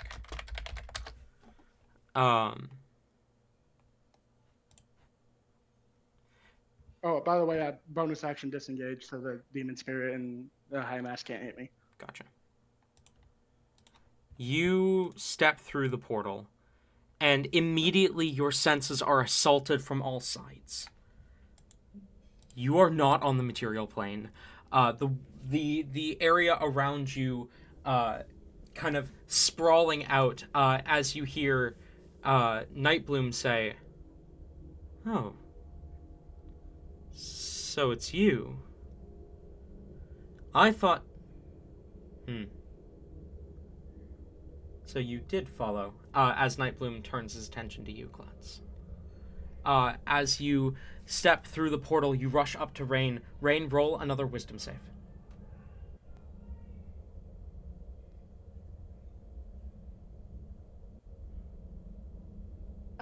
Do I use the evil rain dice or no?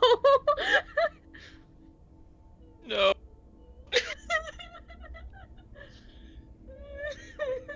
Putting the evil rain dice down. Roll 20. Here we go. 19. You regain a semblance of control as you feel Klutz grab you. She attempts to drag you back out through the portal. I want to note Klutz is not fucking with any sort of like, not relying on Rain being cooperative here. Like, if I have to, I will pick him up. Mm-hmm. Rain, are you fighting it? Looking at Nyx, or rather Nightbloom. Does Rain remember anything about what happened while he was basically quote-unquote possessed? Vaguely.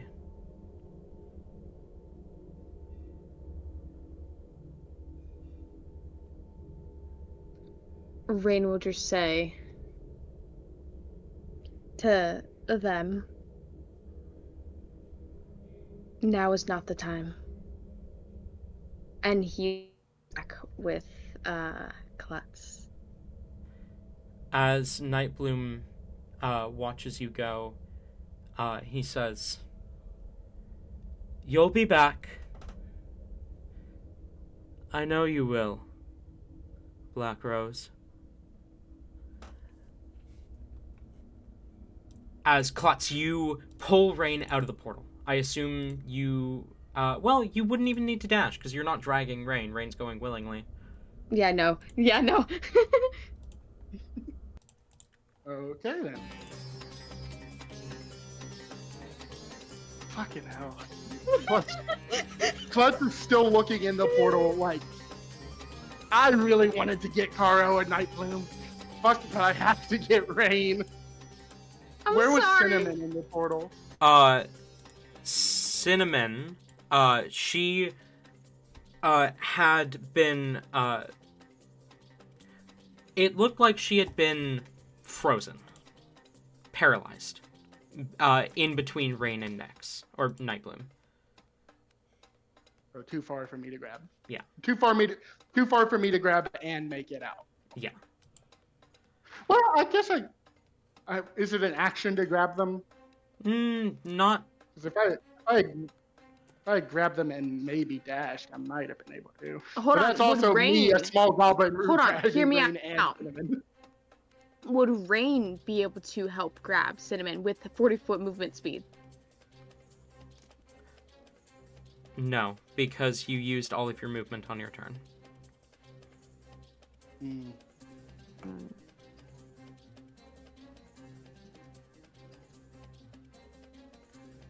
And the portal will close before you get another turn.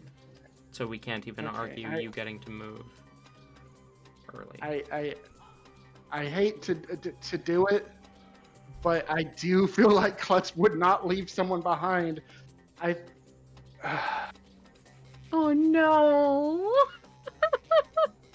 Let me DM you. DM. Okay. Are you gonna throw Rain out of the portal and stay? Are we gonna get a new other Tabby character?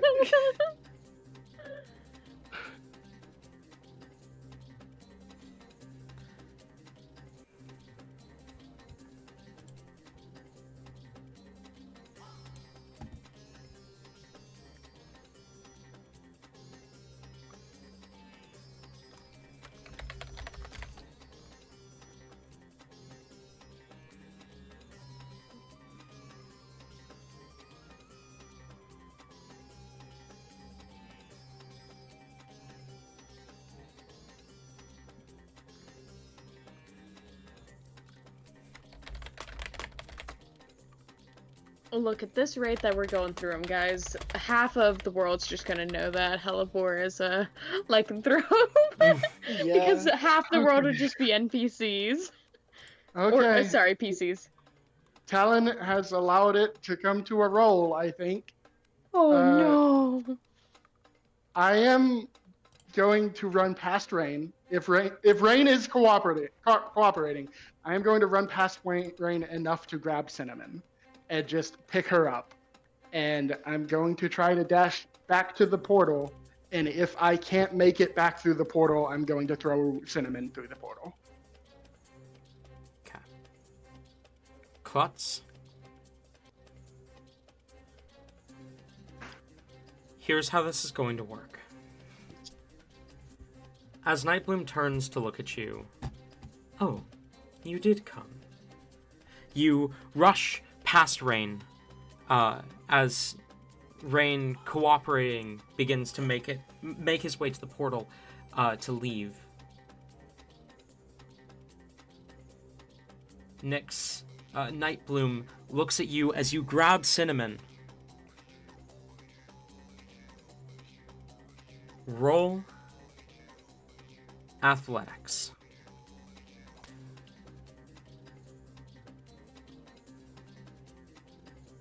Okay. 16. I rolled an 8 plus 8. You grab the paralyzed Cinnamon. Under the effect of a hold person spell, you can see the concentration in Nightbloom's eyes. You turn and you begin to pull her towards the portal. Each heavy fall of your armored footsteps echo within the plane around you. As Nightbloom calls out to you and says, "We'll see each other again. I know we will." His eyes pan to Rain as he says, "Especially you, Black Rose." Rain, you step through the portal as it's rapidly closing. You turn your attention. You see Klutz running in your direction with Cinnamon in hand. The portal is closing, closing, closing. Klutz, you push off from the ground, sending Cinnamon ahead of you to make sure she gets out. As she lands in the oasis, as Klutz jumps, hand outstretched,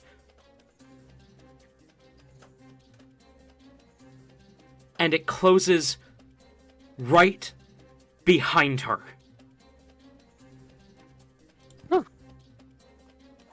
Damn. As You don't have to disappointed, Tori. No, no, no! No, I'm not disappointed. I'm not. Okay. You're good. I'm just messing with you. Don't worry. as the portal closes, the concentration on the hold person spell ends. Anything else, Klutz? Yeah, I think that was emotionally and physically exhausting. So Klutz is like kind of out of breath, and she's gonna fucking smack Rain. Just go, what the f are you doing? Rain, roll a wisdom save. Oh shit. Fuck, that's gonna be 6. Rain looks at you, his eyes glowing again, as he says, "Trying to do good on my deal."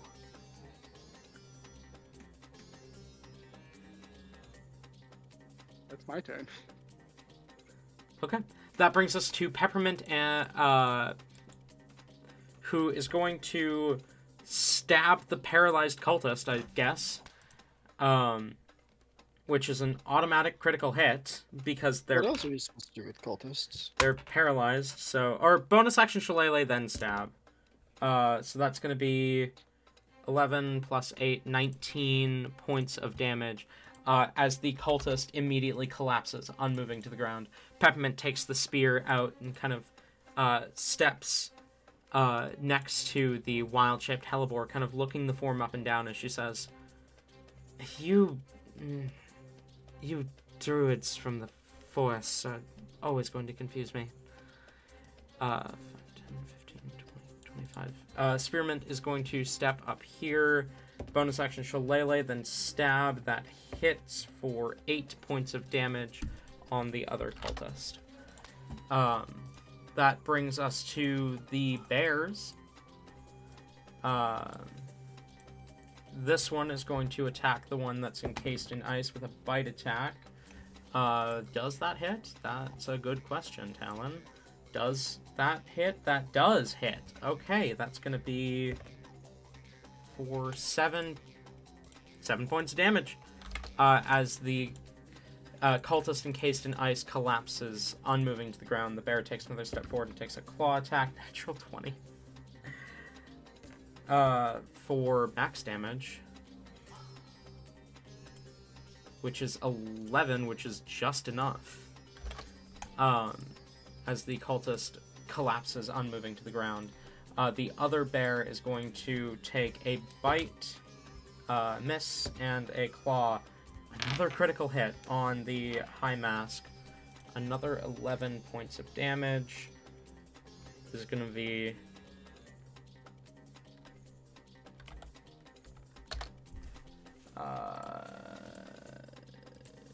wait. No, not 100 and less. And falls prone from the claw attack. That brings us to... You are not on the battlefield anymore. That brings us to the High Mask. Who is going to stand prone. Look to Rain. And roll a history check. 10. Okay. No. He's going to step down out of melee range. Bear misses. Look at you, Klutz, and say, "You really seem like the biggest threat here. Don't take this personally." As you see energy begin to collect around his blade, bonus action, he's going to cast a spell. And then he's going to swing. I forgot to take the booming blade damage because I moved after he hit me. You are correct. Should be 2d8, I think. Yes. That's gonna be 5. Alright. Halved to 2. So yeah, Or 2 to 3? thunder. 2 thunder. Okay. Does a 17 hit? No. What about a 26? No one does. Okay.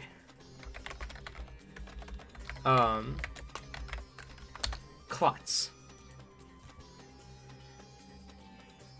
The attack strikes you. And you feel immense pain shoot through your body as an energy seems to try to pull at you. You are going to take 2, 5, 10, 16, 17 points of force damage.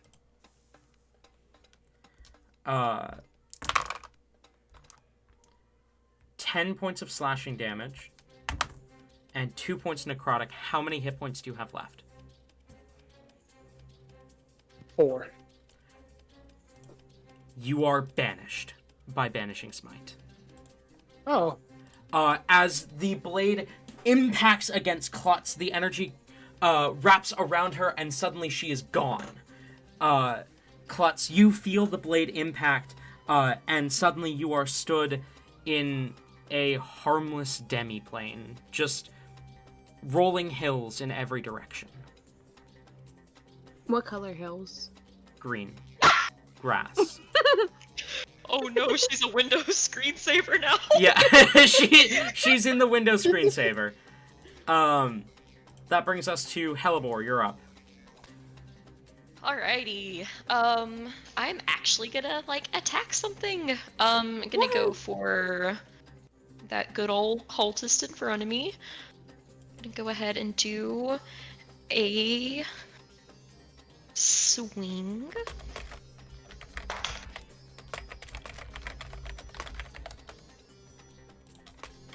That's 22 to hit. 22 hits. Okay.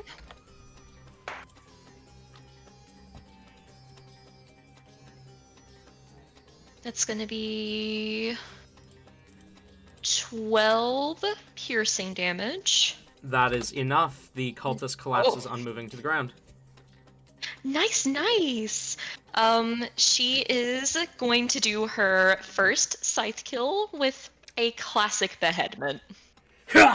You swing the scythe heavy-handed as it cuts through the neck of the cultist, and they collapse unmoving to the ground, head kind of rolling off to one end.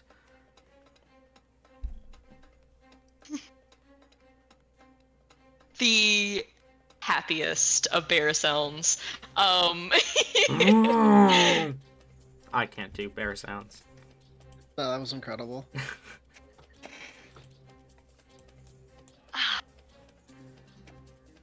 Do I want her to be extra?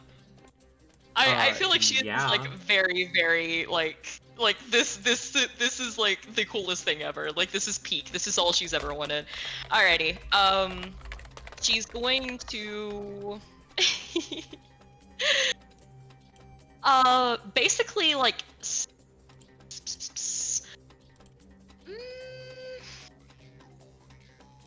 let me see how much movement I have here.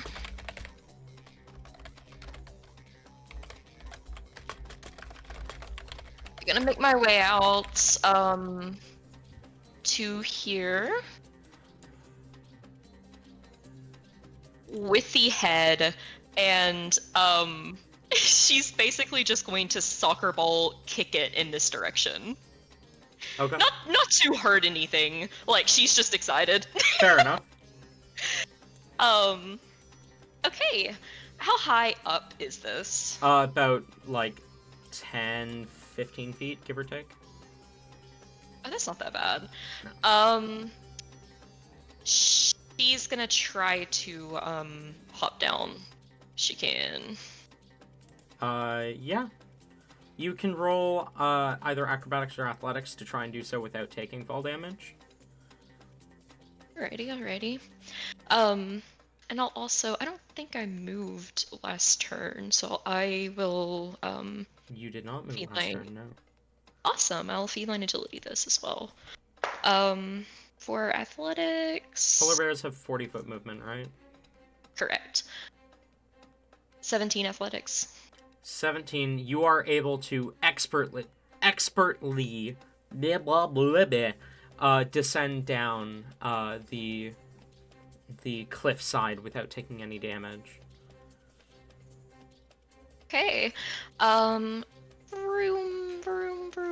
You might need to like put my token on the like a lower thing. Here, I'll just nope, there. That's 80 feet. Amazing.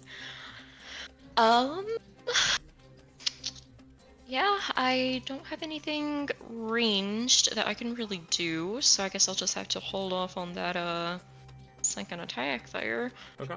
Yeah, that's it. So, just for everyone's sake, we are past our end time, so we're gonna finish this round of combat and then we're gonna call it. So that brings us to Cinnamon, who still has Shillelagh active, is going to attempt to stab the demon spirit. Cinnamon just right back in it after being held person and dragged. Cinnamon does not. Cinnamon stays locked in. She is of the mindset she will deal with the trauma of everything that's happening later. She does miss. Adrenaline. Yeah, kind of adrenaline rush right now. She does miss. Rain, wisdom save as we come to the top of your turn.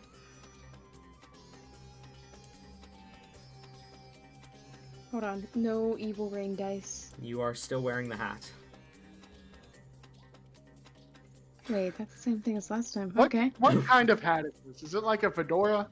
Hang on. I have a reference. Rain possessed by the spirit of an incel. Oh, 19. You are in control of yourself. how can for she this turn. how can he be possessed by an incel when he already is one? There. That's kind of what the hat looks like. You are in control That's of just yourself. offensive. That's just like a more like flavorful fedora. I'll be real. You are in control of yourself for this turn, Rain. All right. Mr. Grayson Dickhead over here. How's he looking? About half health. Half health? Okay. Make him Grayson Deadlord. I'm about to, honestly. Klutz knows so much already. I'm also not here, so I can't see whatever you do. Oh fuck, that's right. Yeah. Klutz got banished.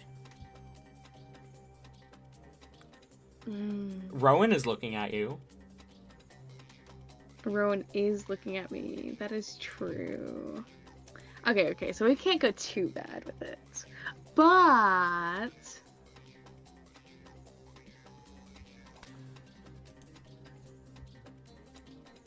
Ranger's gonna do a little basic, pull out the flame blade, speak the bonus word to make it ignite, and we're gonna try to impale Grayson. Okay, roll to hit. We're using evil rain dice for this one. Fair enough. 17 plus. That's gonna be 22. 22 hits. Roll damage. Okay, let me get dice for that. As your blade pierces his chest, Bloody dice. the flames lick at him as you pull the blade out from your poor target. Okay, that is going to be 7 piercing and 6 fire. And 6 fire. All right. Your blade cuts into him as you pull it from the wound. He needs to roll a concentration check. He does. You are right. And as Rain does Oh! stab him, Rain will say, are you sure they were the most dangerous one here?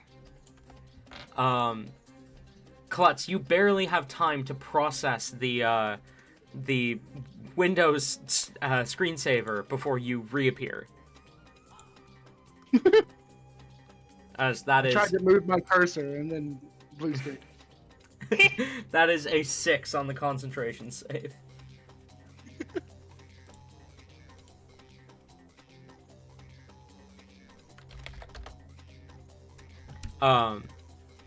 As Rain, you make the attack, the High Mask, Grayson Dreadlord, kind of clutches at the wound. Ugh! Gods, none of you know when to sit down, huh? Anything else, Rain?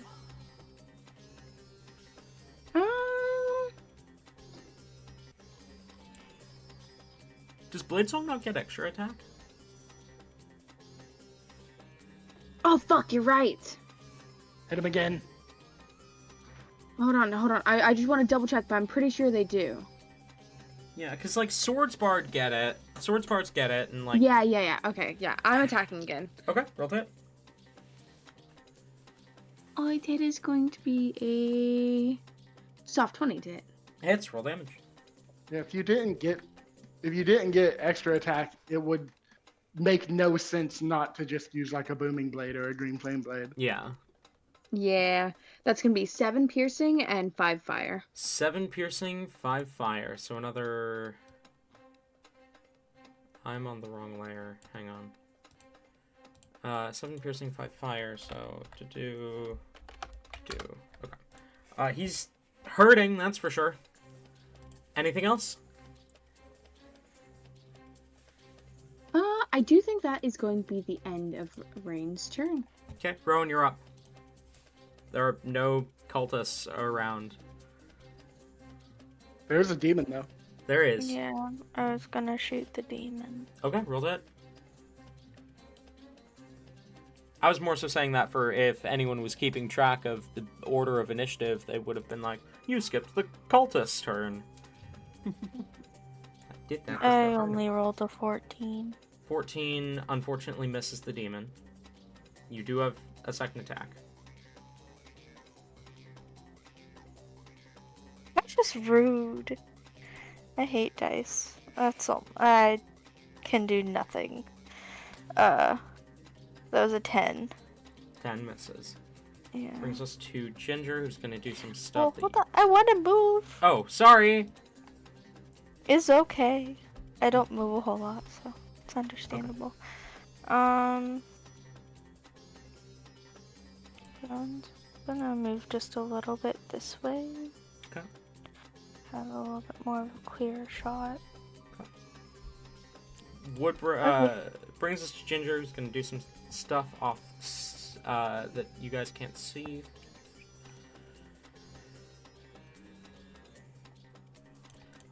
Brings us to the demon spirit,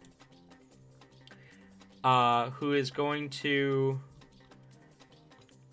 bite Cinnamon. Kairos spell attack. Okay. That is a 15. Cinnamon has bark skin, so that misses.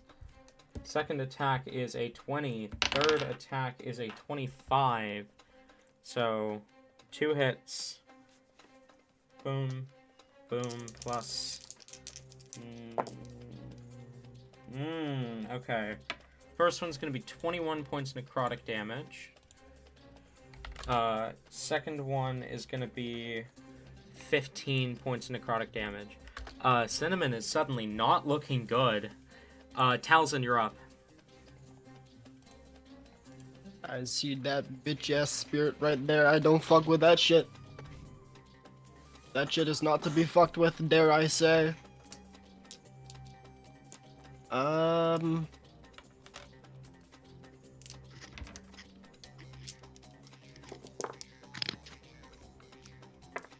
We're just gonna firebolt it from here. Okay, roll that. Ew, new 16. 16. Unfortunately misses. And that's all I can do. Okay, I'm that gonna keep put. brings us to Juniper. 5, 10, 15, 20. As she rushes up, she is going to...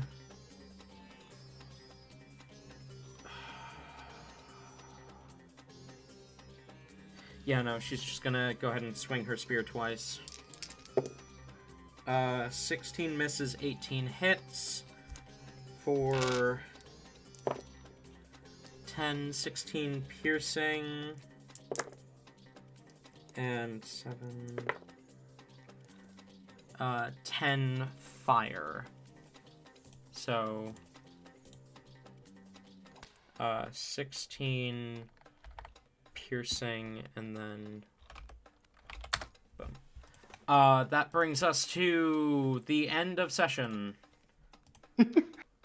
I would like to ask one thing just so Yes. that I can remember it for next week. Mhm. If I cast Dispel Magic on a summoned creature, do they disappear? Yes. Noted. That is my ruling on it. Some DMs would say no. I'm going to say yes. But it will follow the normal rules of Dispel Magic in accordance with the spell level that summoned it. So, I will tell you now, you will need to roll a DC 16 Wisdom check in order to successfully banish it, unless you're casting that at 6th level. Yeah, I can't do that, so Yeah. that's fair. But thank you all for coming, both viewer and players. And I will see you all next time as we see what comes of this fight. Goodbye.